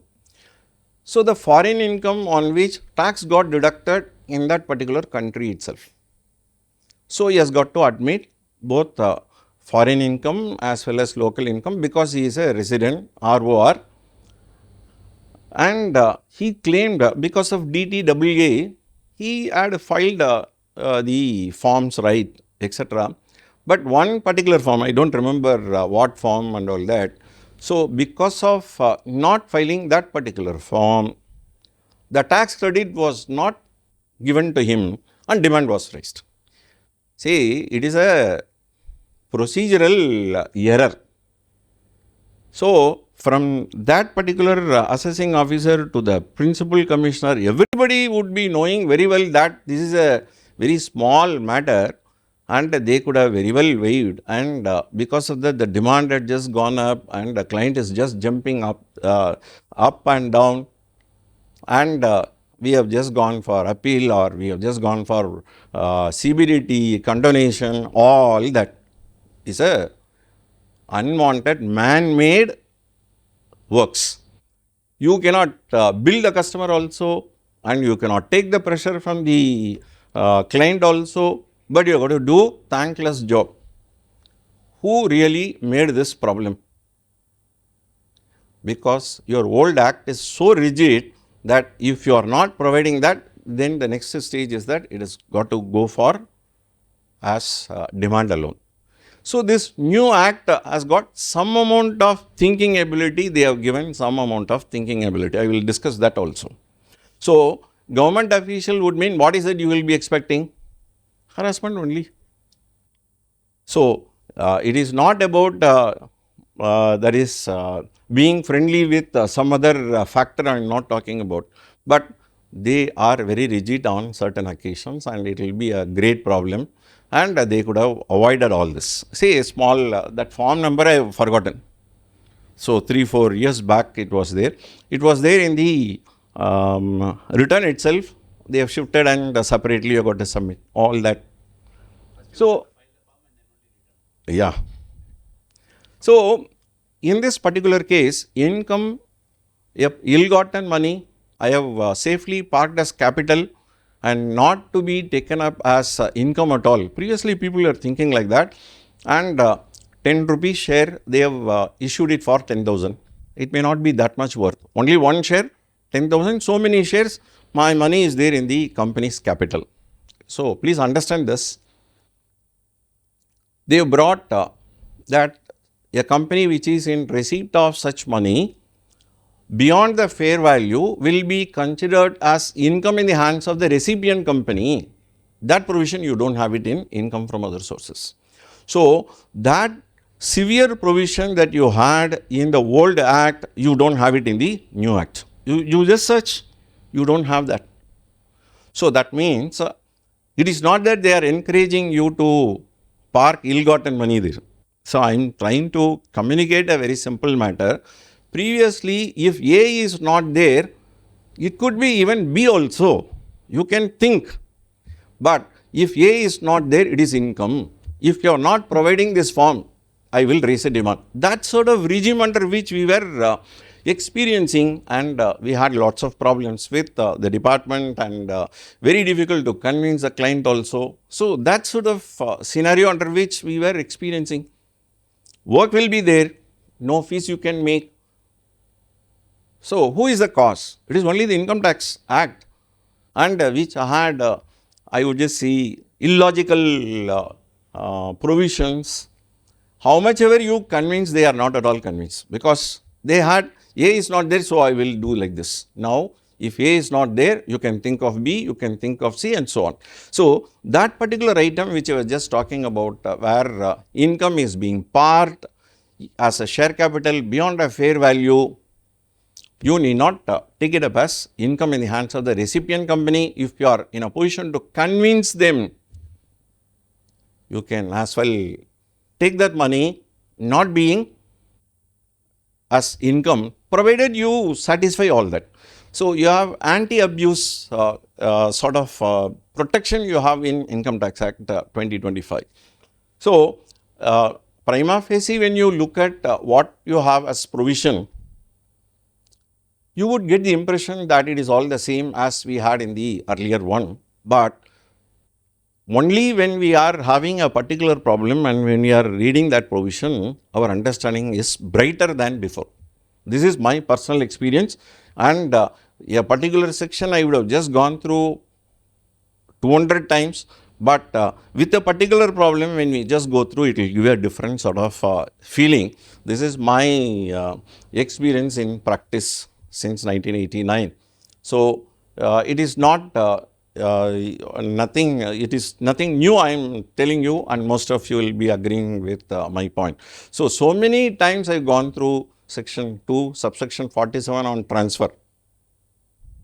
And every time I will be finding as whether this particular item is falling under sell, extinguish, relinquish.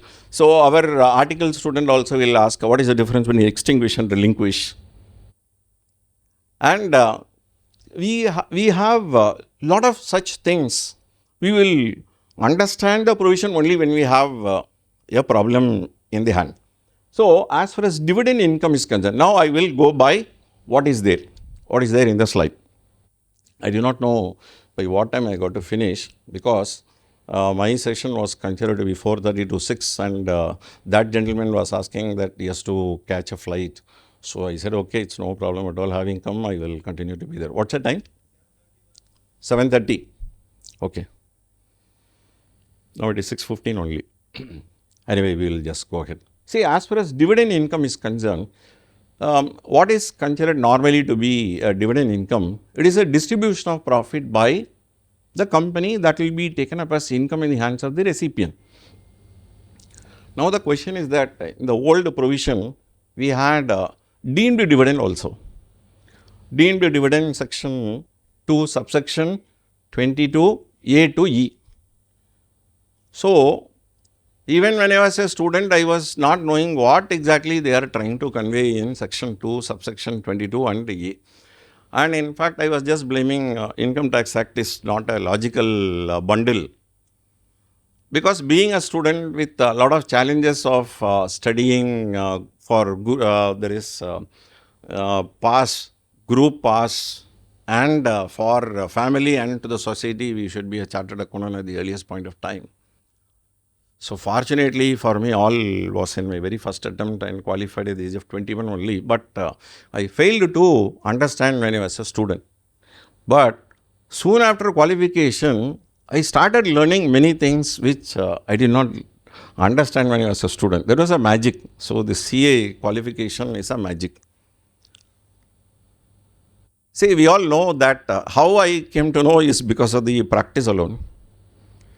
Say a proprietor and a partner who used to draw money every month, when he wanted to show off that his company is growing well and he wanted to make it as corporate setup, so he started drawing. The practice of drawing money from the business to meet his personal expenses continued to be there. It is all a running business only. When he drew money, and the income tax officer will just look into how much he is drawing. These drawings will never be repaid, because it is proprietor drawing, partner drawing, and as becoming a director also he continued to draw. So never had any intention to repay. So what is the big fun in drawing the money? And only then we have the provision coming up, section 2, subsection 22, A, B, C, D and E. So then we have got to tell them, don't draw like this, you draw the money, put as salary and then draw.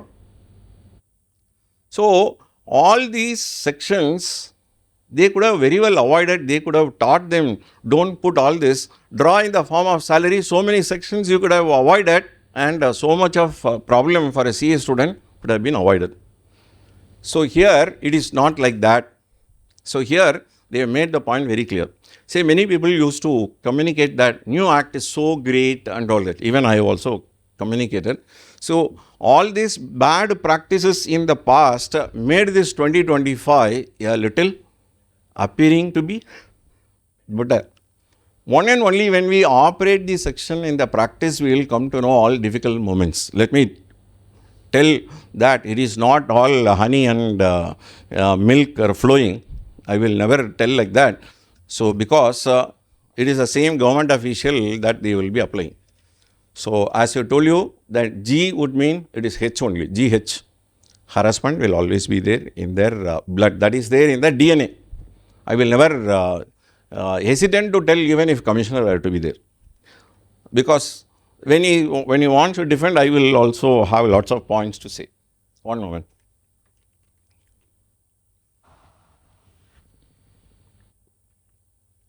See, as far as dividend income is concerned, we never had a separate deduction.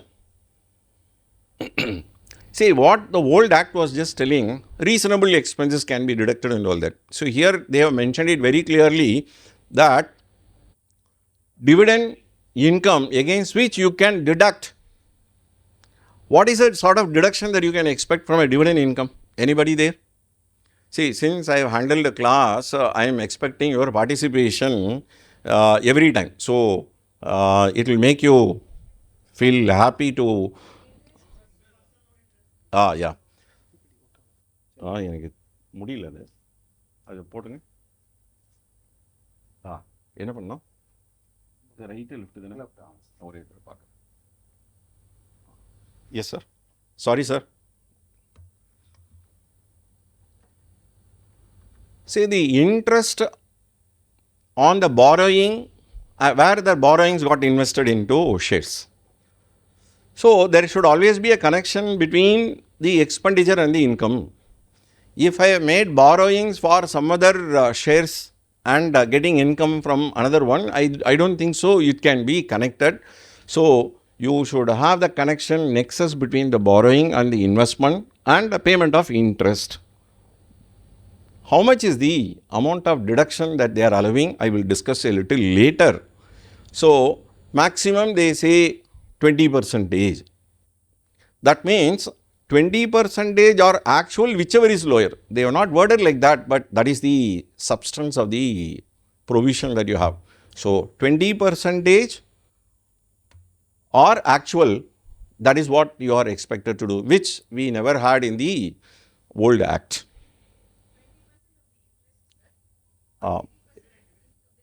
Yeah, that will come. I conveyed it in advance. I am just hesitant to confirm it. Let that come. So I am having a little memory problems of this particular age. Definitely, I will be very happy to confirm it. I will never escape. Then next item, lottery winnings. See, here I have taken only the key categories. See, we do have a lot, but only key points we are taking up. So, lottery winnings, which were referred to as casual income in the earlier thing, they have made it very clear that it should be coming under income from other sources. Interest income, of course, I don't have to explain to you. Most of our clients will be having that interest income and the gifts. So, what is considered to be a gift? See, when I was at the very initial stages of learning this particular income from other sources, let me tell you my experience. When I was taking up my CA final November 86 attempt, I was studying gift tax. We are having Income Tax Act, Gift Tax Act, Wealth Tax Act.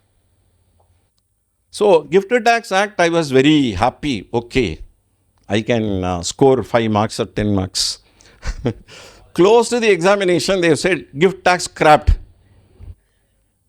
So, all your preparation time also had gone. Great disappointment with gift tax, because they have brought from donor based to donee based. So, we need to be very careful regarding these sort of things, but only at that point of time we had this experience, and nowadays you don't have like that. So, the gift tax, that is Gift Tax Act got scrapped, but you are having it in Income Tax Act on the, there is tax in the hands of recipient. So, what is considered to be a gift? Generally, we will have an impression that gift means it is only in the form of cash or in the form of assets, property and all that. And never I had the imagination that inadequate consideration could also be considered as a gift, because that was the perception I had when I was studying Gift Tax Act. So, therefore, it is not only cash gift or property gifts, but inadequate consideration also was considered as part of the gift. So, that was the eye opener there.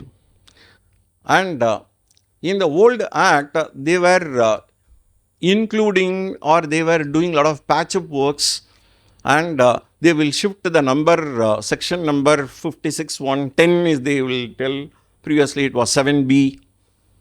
So, this sort of shifts that they were making, patch-up works that they were doing, and now that in new Income Tax Act, they are very clear.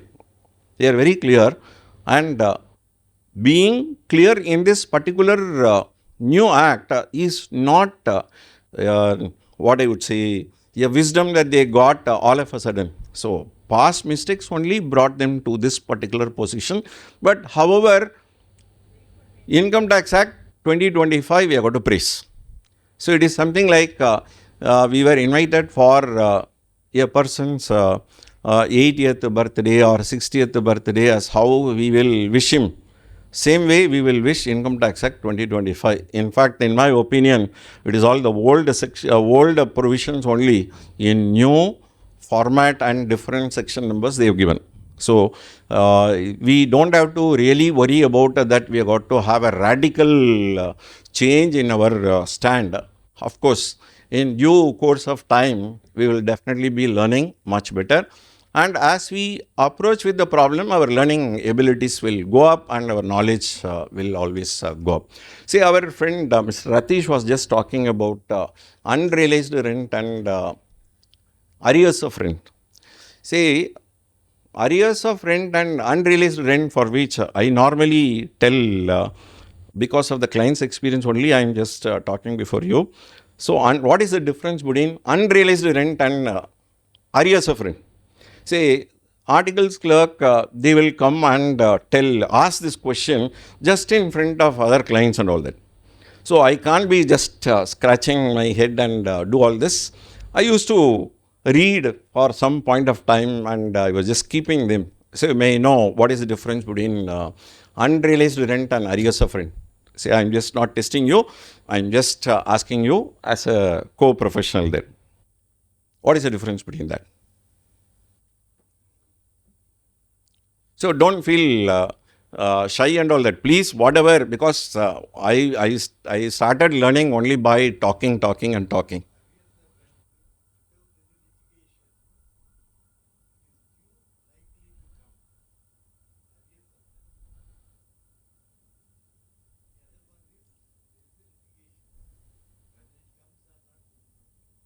Okay, good. See, I will put it like this way. In the case of unrealized rent, you will not be knowing where the tenant is residing.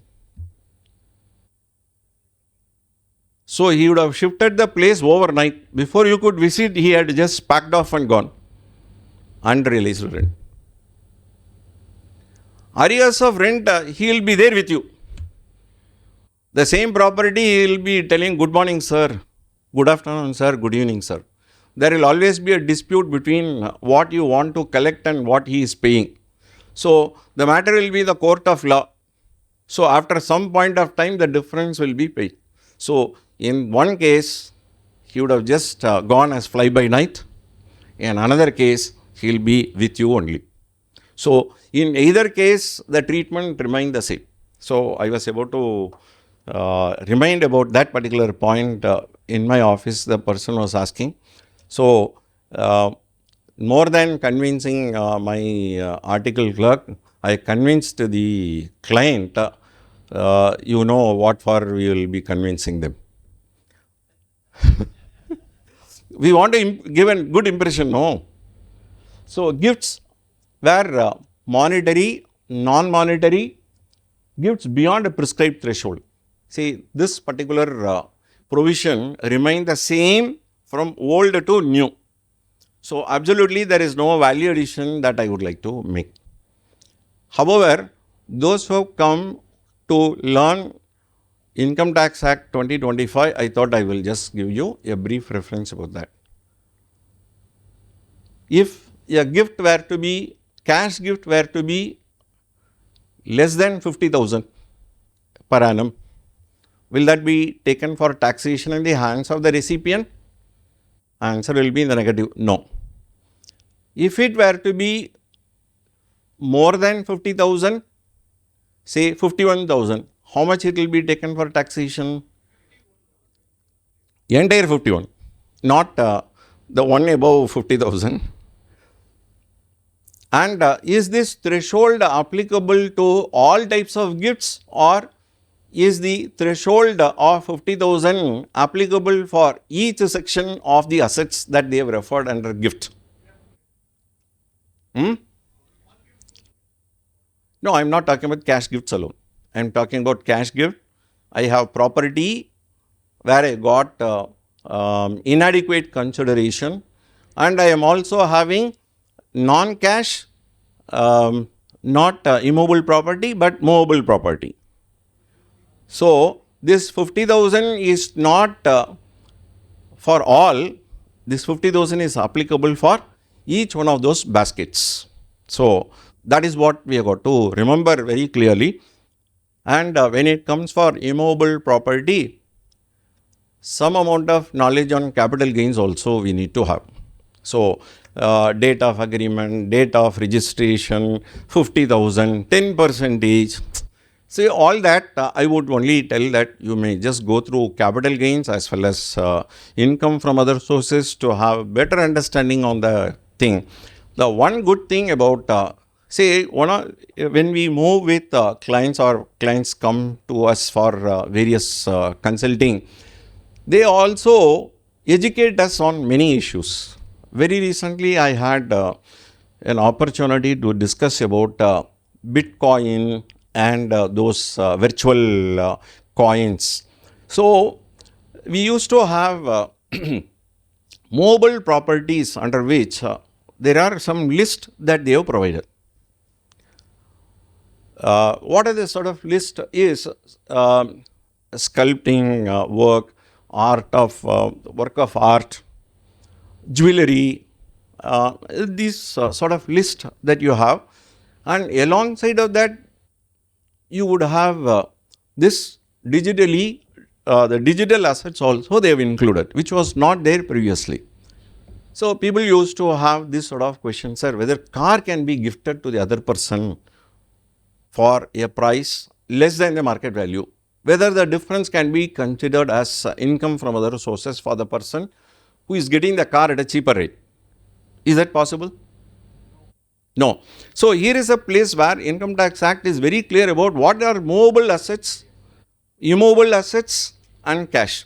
So, therefore, there is always a chance that you can get a car at a cheaper rate, at a less than market value, but there will always be a problem.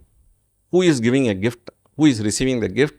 In case between the two, when we have employer-employee relationship, then automatically these things will be covered under salary income. So, therefore, we have got to be very careful when we tell something, we have got to be a little more careful. That is the reason as why I told you, salary income has got a set pattern, house property has got a set pattern, profits and gains and business or profession, capital gains. So, we should not be overrunning saying that where car can be given as a gift between employer and employee, automatically that will be taken up as, there is a separate section that we have there, transfer of movables. So, normally we used to have laptop given is not to be taken and all that, but car when it is given, it has got to be taken up. So, at what value and all that they have prescribed for straight line method, WDV method and all that. So, once we come to the problem, then we will go deep dive and get the points. So, it's very difficult to remember all the points at one point of time. Maybe 5 years back, I would have just got all the points just like that. So, there is a memory loss in my system. So, that is as far as the gift is concerned. Insurance receipts. What is that insurance receipts? To what is that they are talking about? Insurance receipts can be taken up from income from other sources. Can anybody do அவருக்கு mic கொடுங்க.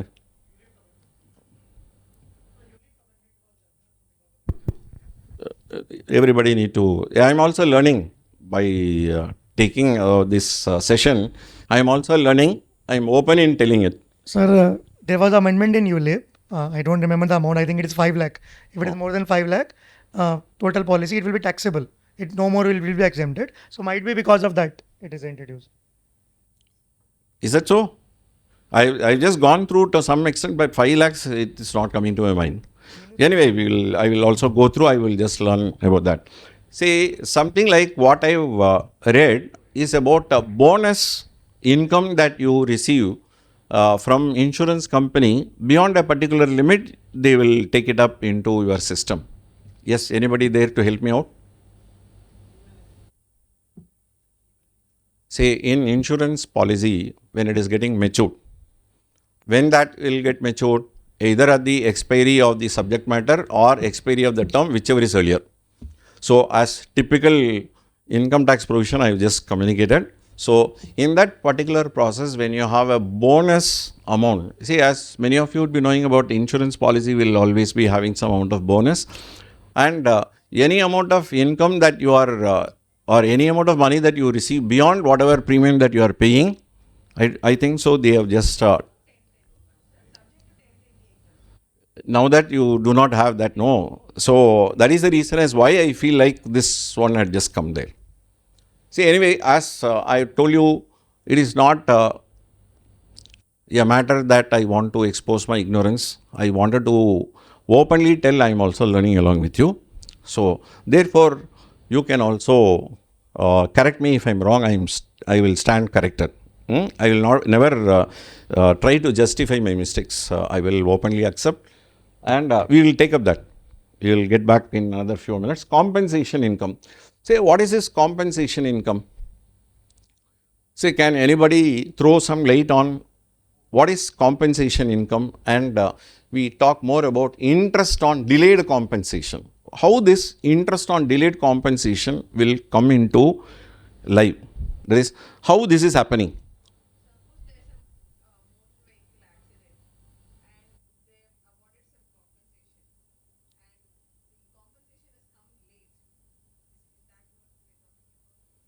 Say, what I feel like compensation income, it could be many compensation we can talk about.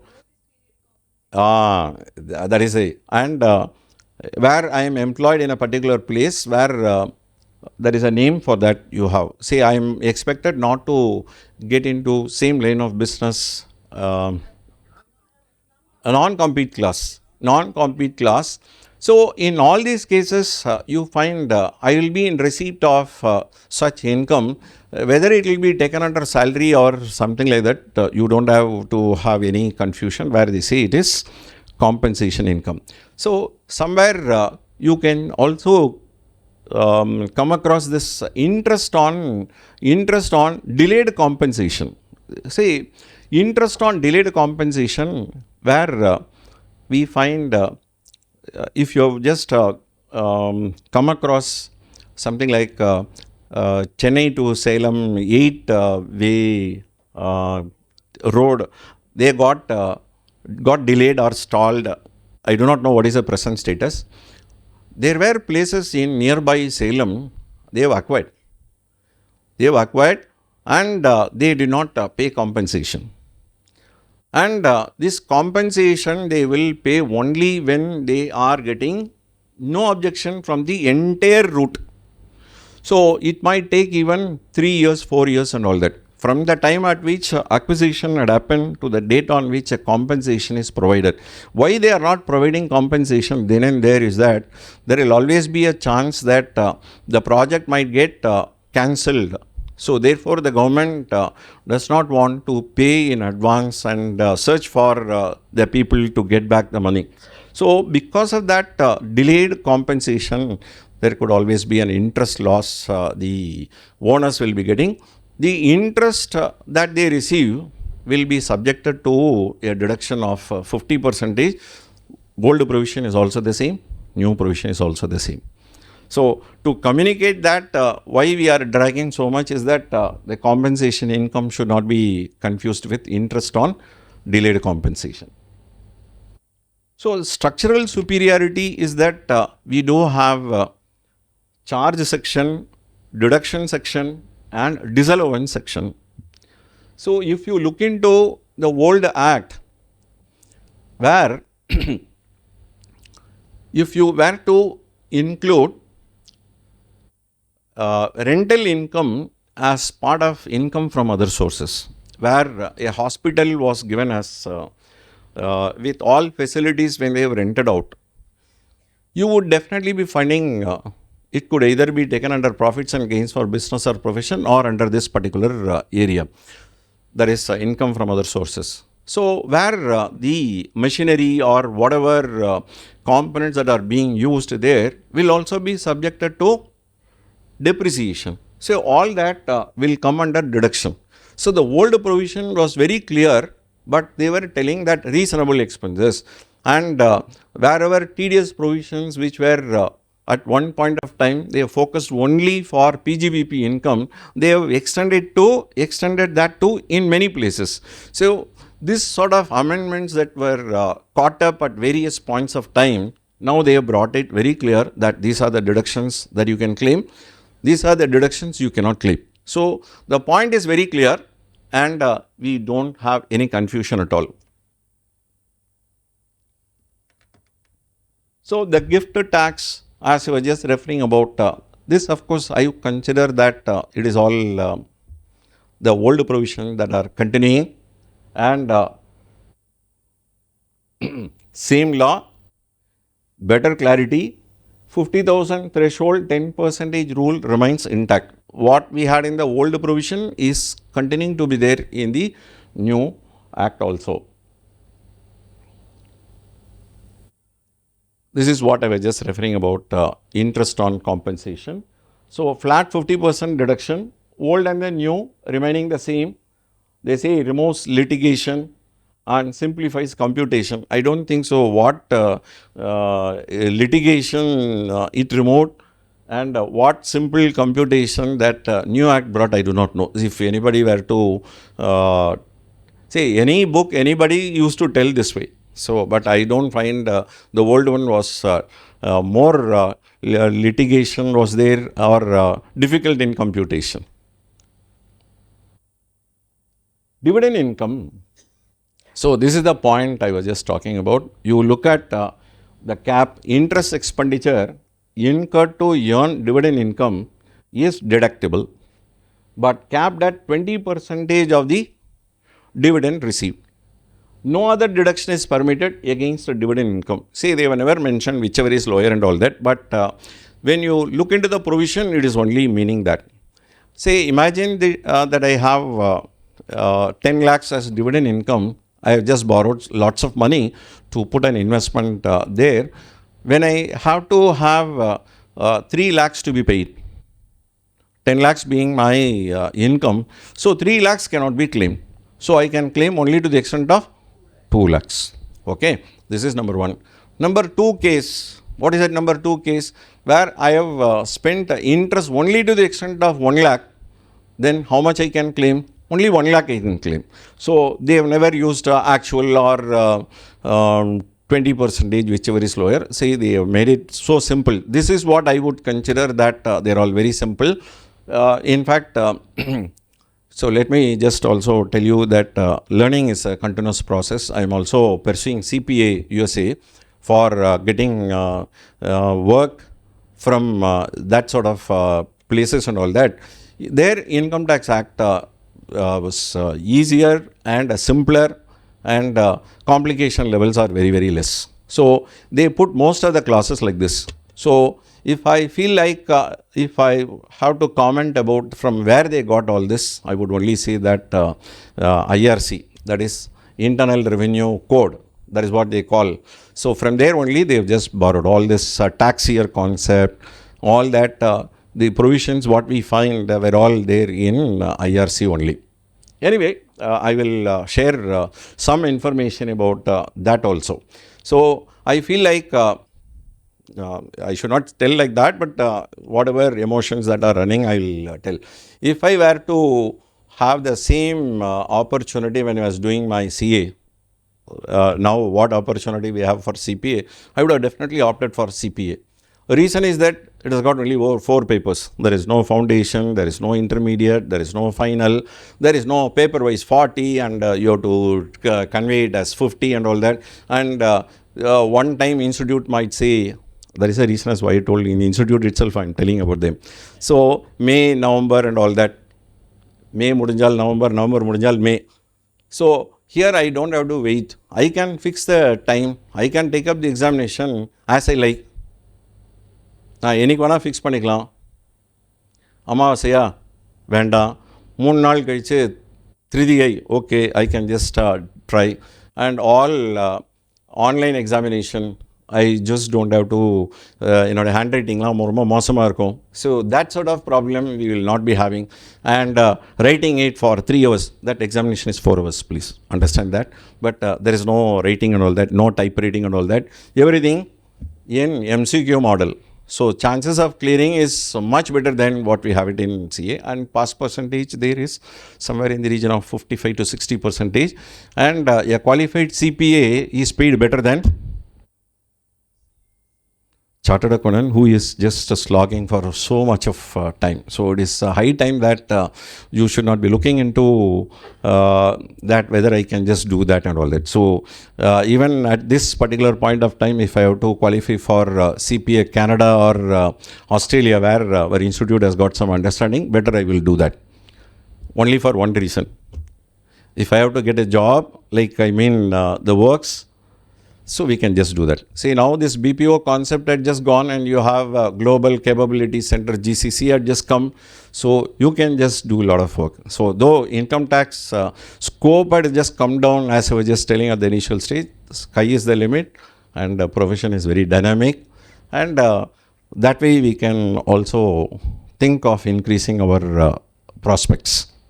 So coming to that aspect I am talking about, 20% or actual, whichever is lower. That sort of statement you don't have. The maximum is only 20%. If you have not spent any amount, the entire dividend income will be taken for taxation. That's all. And this provision serves as anti-abuse. So that and all is very simple only. Crypto and virtual digital assets. Anybody who knows about this virtual or digital assets here? Why digital assets value is just going up? Generally speaking, it is also coming down, no problem. Yes, my gentleman.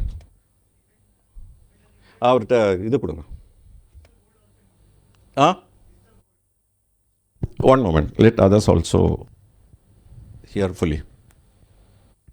Hello. Sir, people are investing in digital gold nowadays very much. So all digital assets will include digital gold, cryptocurrency, everything will be included here, no? Yeah. See, it is not crypto alone I am just talking about, virtual also. But I want to know more about crypto.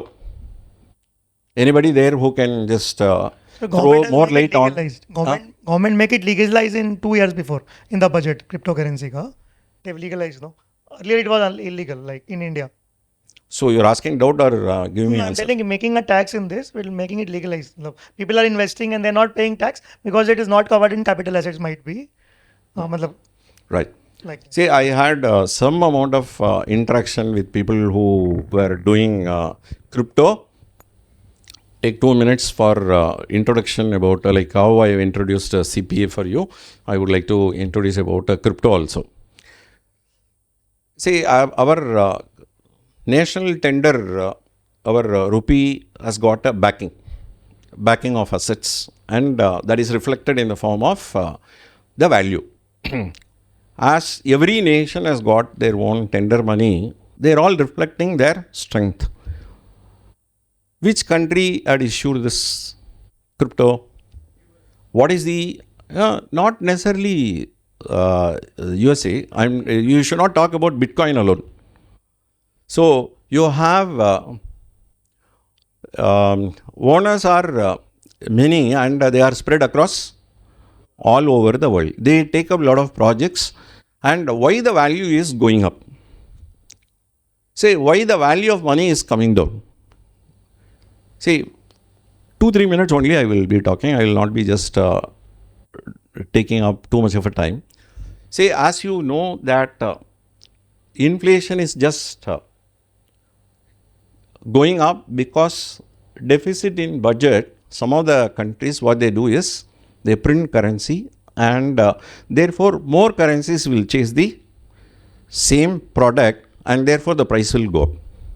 Inflation reason is that.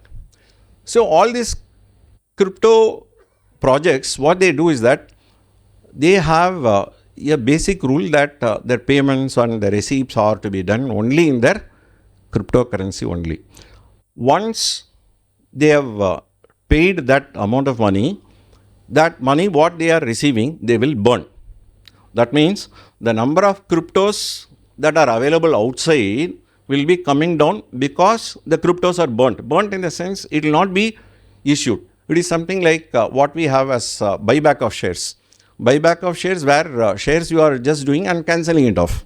So therefore, automatically the earnings per share is going up, isn't it?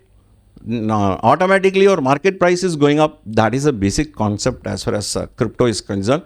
So therefore, a cryptocurrency holder will never be working hard to have a good inflation in his income.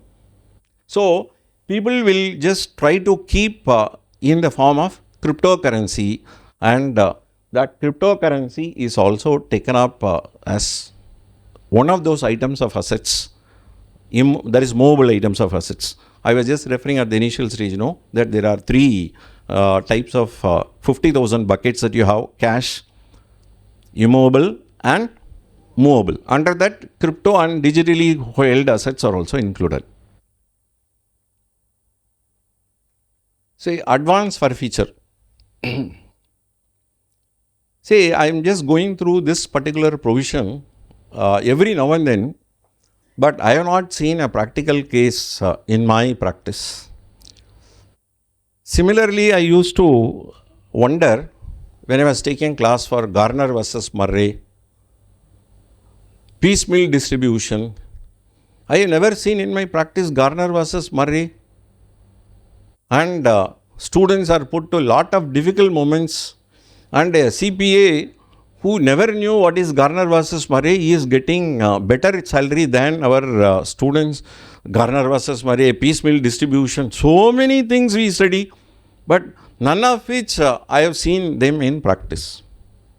I do not know about you. So I am just making it open and emotionally speaking out. Maybe in the August gathering, you would be finding many maybe might have used Garner versus Murray. Anybody use Garner versus Murray in their practice? Garner versus Murray was a point in Partnership Act, let me tell you, not in Income Tax Act. We used to have capital ratio, profit sharing ratio. I remember R. Nagarajan sir used to discuss a lot about and taking a cue of that gentleman. I was also practicing. My sir told like that. So like that, is there anybody who had just seen advance for feature? That is where a property was to be bought, you pay some advance, and not keeping up the promise would mean that person will keep the money. You not keeping up the promise, the other person will keep the money. That is called as forfeiture, that is advance forfeiture. More common, but how many? I have not seen a particular place where advance forfeiture was taken as part of the income. The person will never report to you.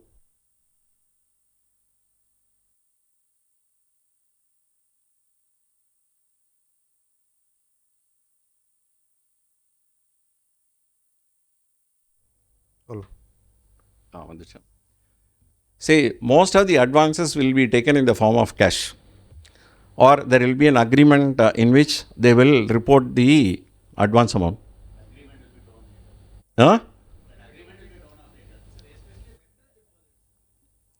But this particular thing is about a transfer of capital asset.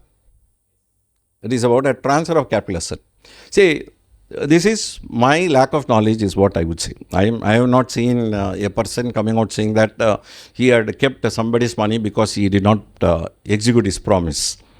But anyway, academic discussion on which when we take up this at one point of time, I think so it was 2014 or somewhere in that region, it was considered to be a matter that we are expected to deduct from the cost of the asset before indexing.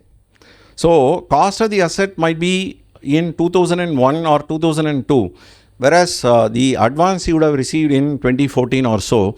So, when you deduct this, our article student will be asking, sir, the cost was in a different index and this advance forfeiture is coming in a different index. So, you are not taking up indices properly. So, you are working for the Income Tax Act. I said it is not for Income Tax Act. Income Tax Act is telling that we have got to do. But there was some peculiar cases, and because of that, they have shifted this from deducting it from the cost to income from other sources.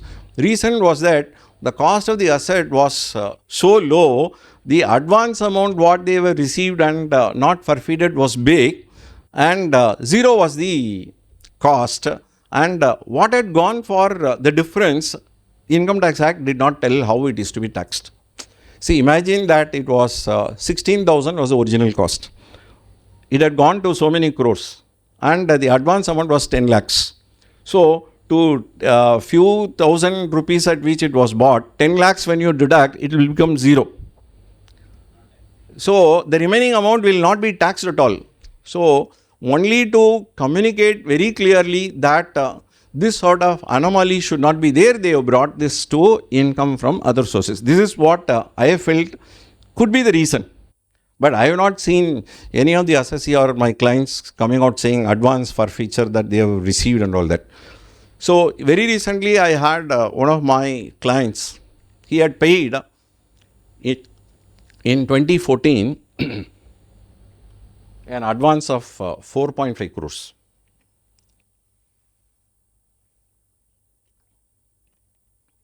And they had some litigation with the bank.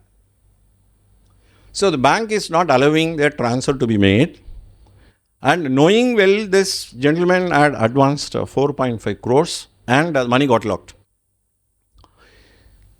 I was wanting, that is, I was very eager to know about how the recipient would have treated this. I asked him, can you just ask them to provide income tax statement as how they have treated your receipt in their income tax return. He said that is very difficult. We are always on a different mode. That is, we are asking either the money or the property to be registered. So, at this particular point of time, asking them to provide income tax return will be very difficult. Okay.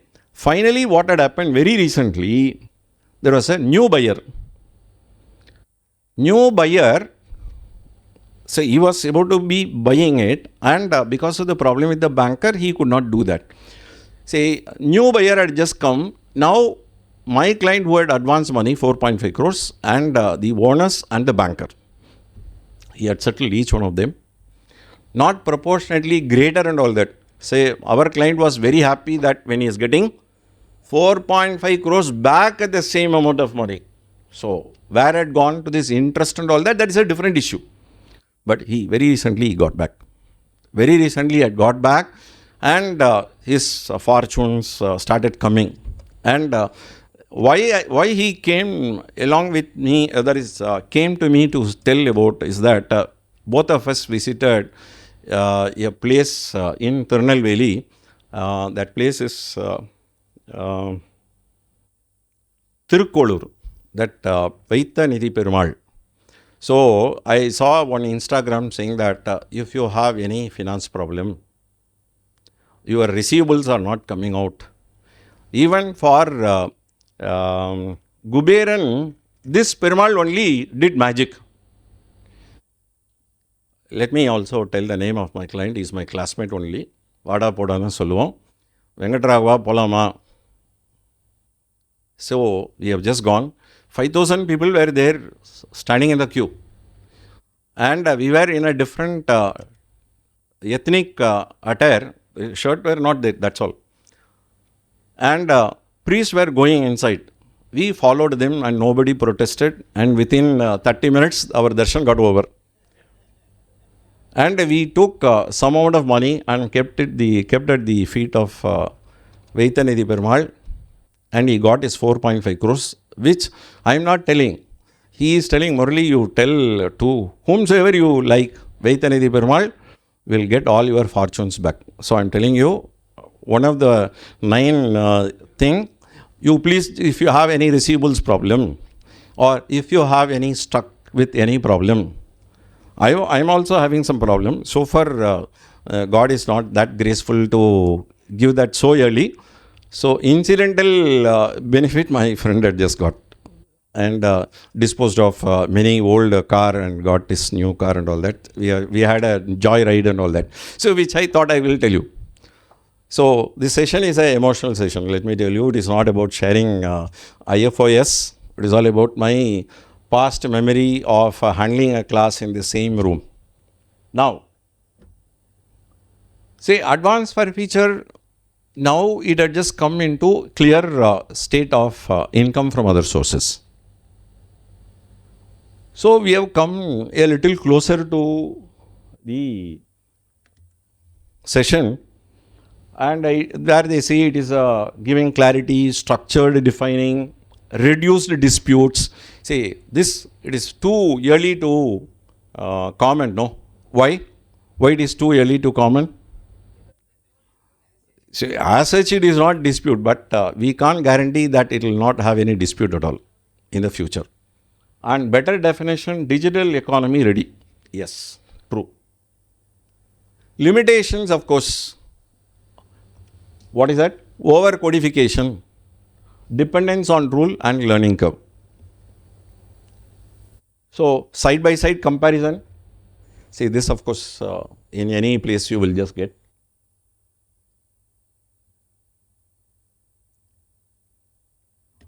The last line is very important. 2025 Act does not reinvent IFS. It is all old matter only. This is a new bottle. That's it.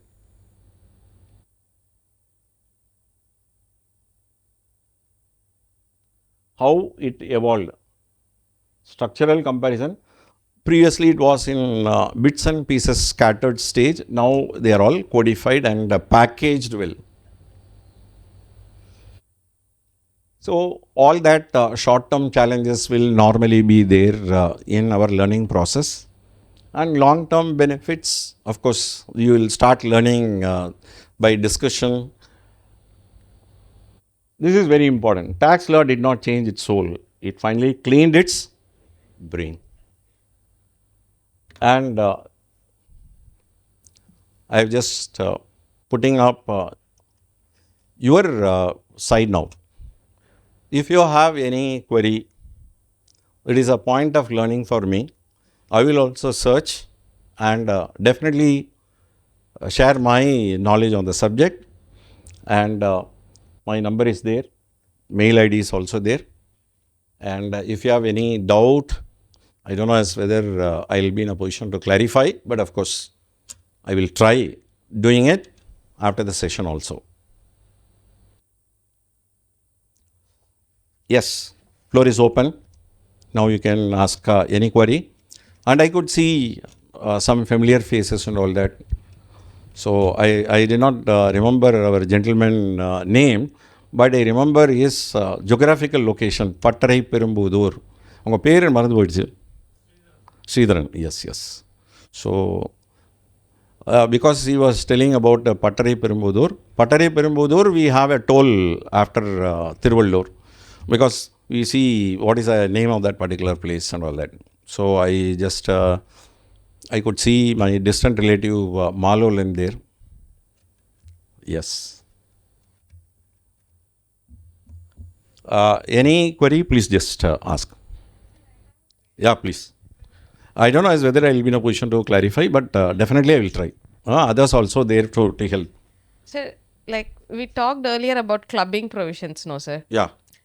This is not really related to this topic. No exactly. problem. No problem. Any topic in this world we can discuss. No problem.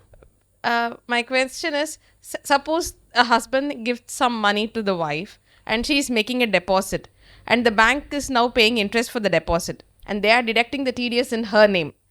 Okay. So how does the clubbing provisions really work here? Because we have to, if I'm not showing the income in the wife's name, I get a notice from the income tax department immediately asking me to file a revised return. This is just, I'm just nudging you. Repeat last few things. So she is getting interest income, tax is getting deducted. Tax is getting deducted there. So I have to report it over there. If I don't report it over there, the income tax department sends me a notice. This is there in your 26 AS. You are not showing that in your ITR. Something like that. She has got any other income? If she has some income also. Okay. But still they are now matching it like head to head. 194A, what is there? What is what you're showing in interest? 194.3, what is there? What you're showing in interest from other bond and securities and all that. When they're matching that, if there is a shortfall, then you get a notice. And if I am going to club it here, I cannot claim the TDS because it is not there in his No, not like that. Not like that. Extremely sorry. Say, I will give a classic case even better than that. See, sorry, I'm just interrupting because a better case I handled. See, husband taken policy in the name of wife. For some reason, husband wanted to premature the policy. Okay. Now, policy in the name of wife, money was taken by husband, TDS in the name of wife. Right. Now, we have filed an income tax return for the wife for reason of claiming refund. Income tax department is telling, income you are not admitted, tax you are deducting. There is tax you are claiming as a refund. What is the remedy? What is the remedy? Almost on the same lines, no. Say here, we have communicated very clearly that the amount of investment was claimed as deduction only by the husband. Just because the policy is in the name of the wife cannot be admitting that as income. Therefore, I will admit income as nil, claim TDS. If I am not doing, then who will do? I am talking about some 7-8 years back. See, after that the forms got changed and all that. So, where a particular TDS also you can carry forward. This year tax deducted at source, you can claim it in the next year also. So, now in this particular case, income taxed in the hands of husband, but tax got deducted in the hands of wife and she claimed. In fact, they were about to break in the marriage. So, there is another twisted story which I don't want to tell. So, அவன் எப்படி வேணா போட்டோம் சாகட்டும் அப்படிங்கிற அவ.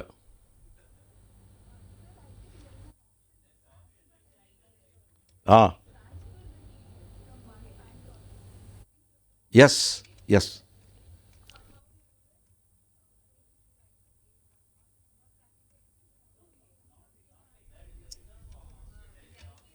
Yeah, we do have in the form itself those options. I was able to tell that.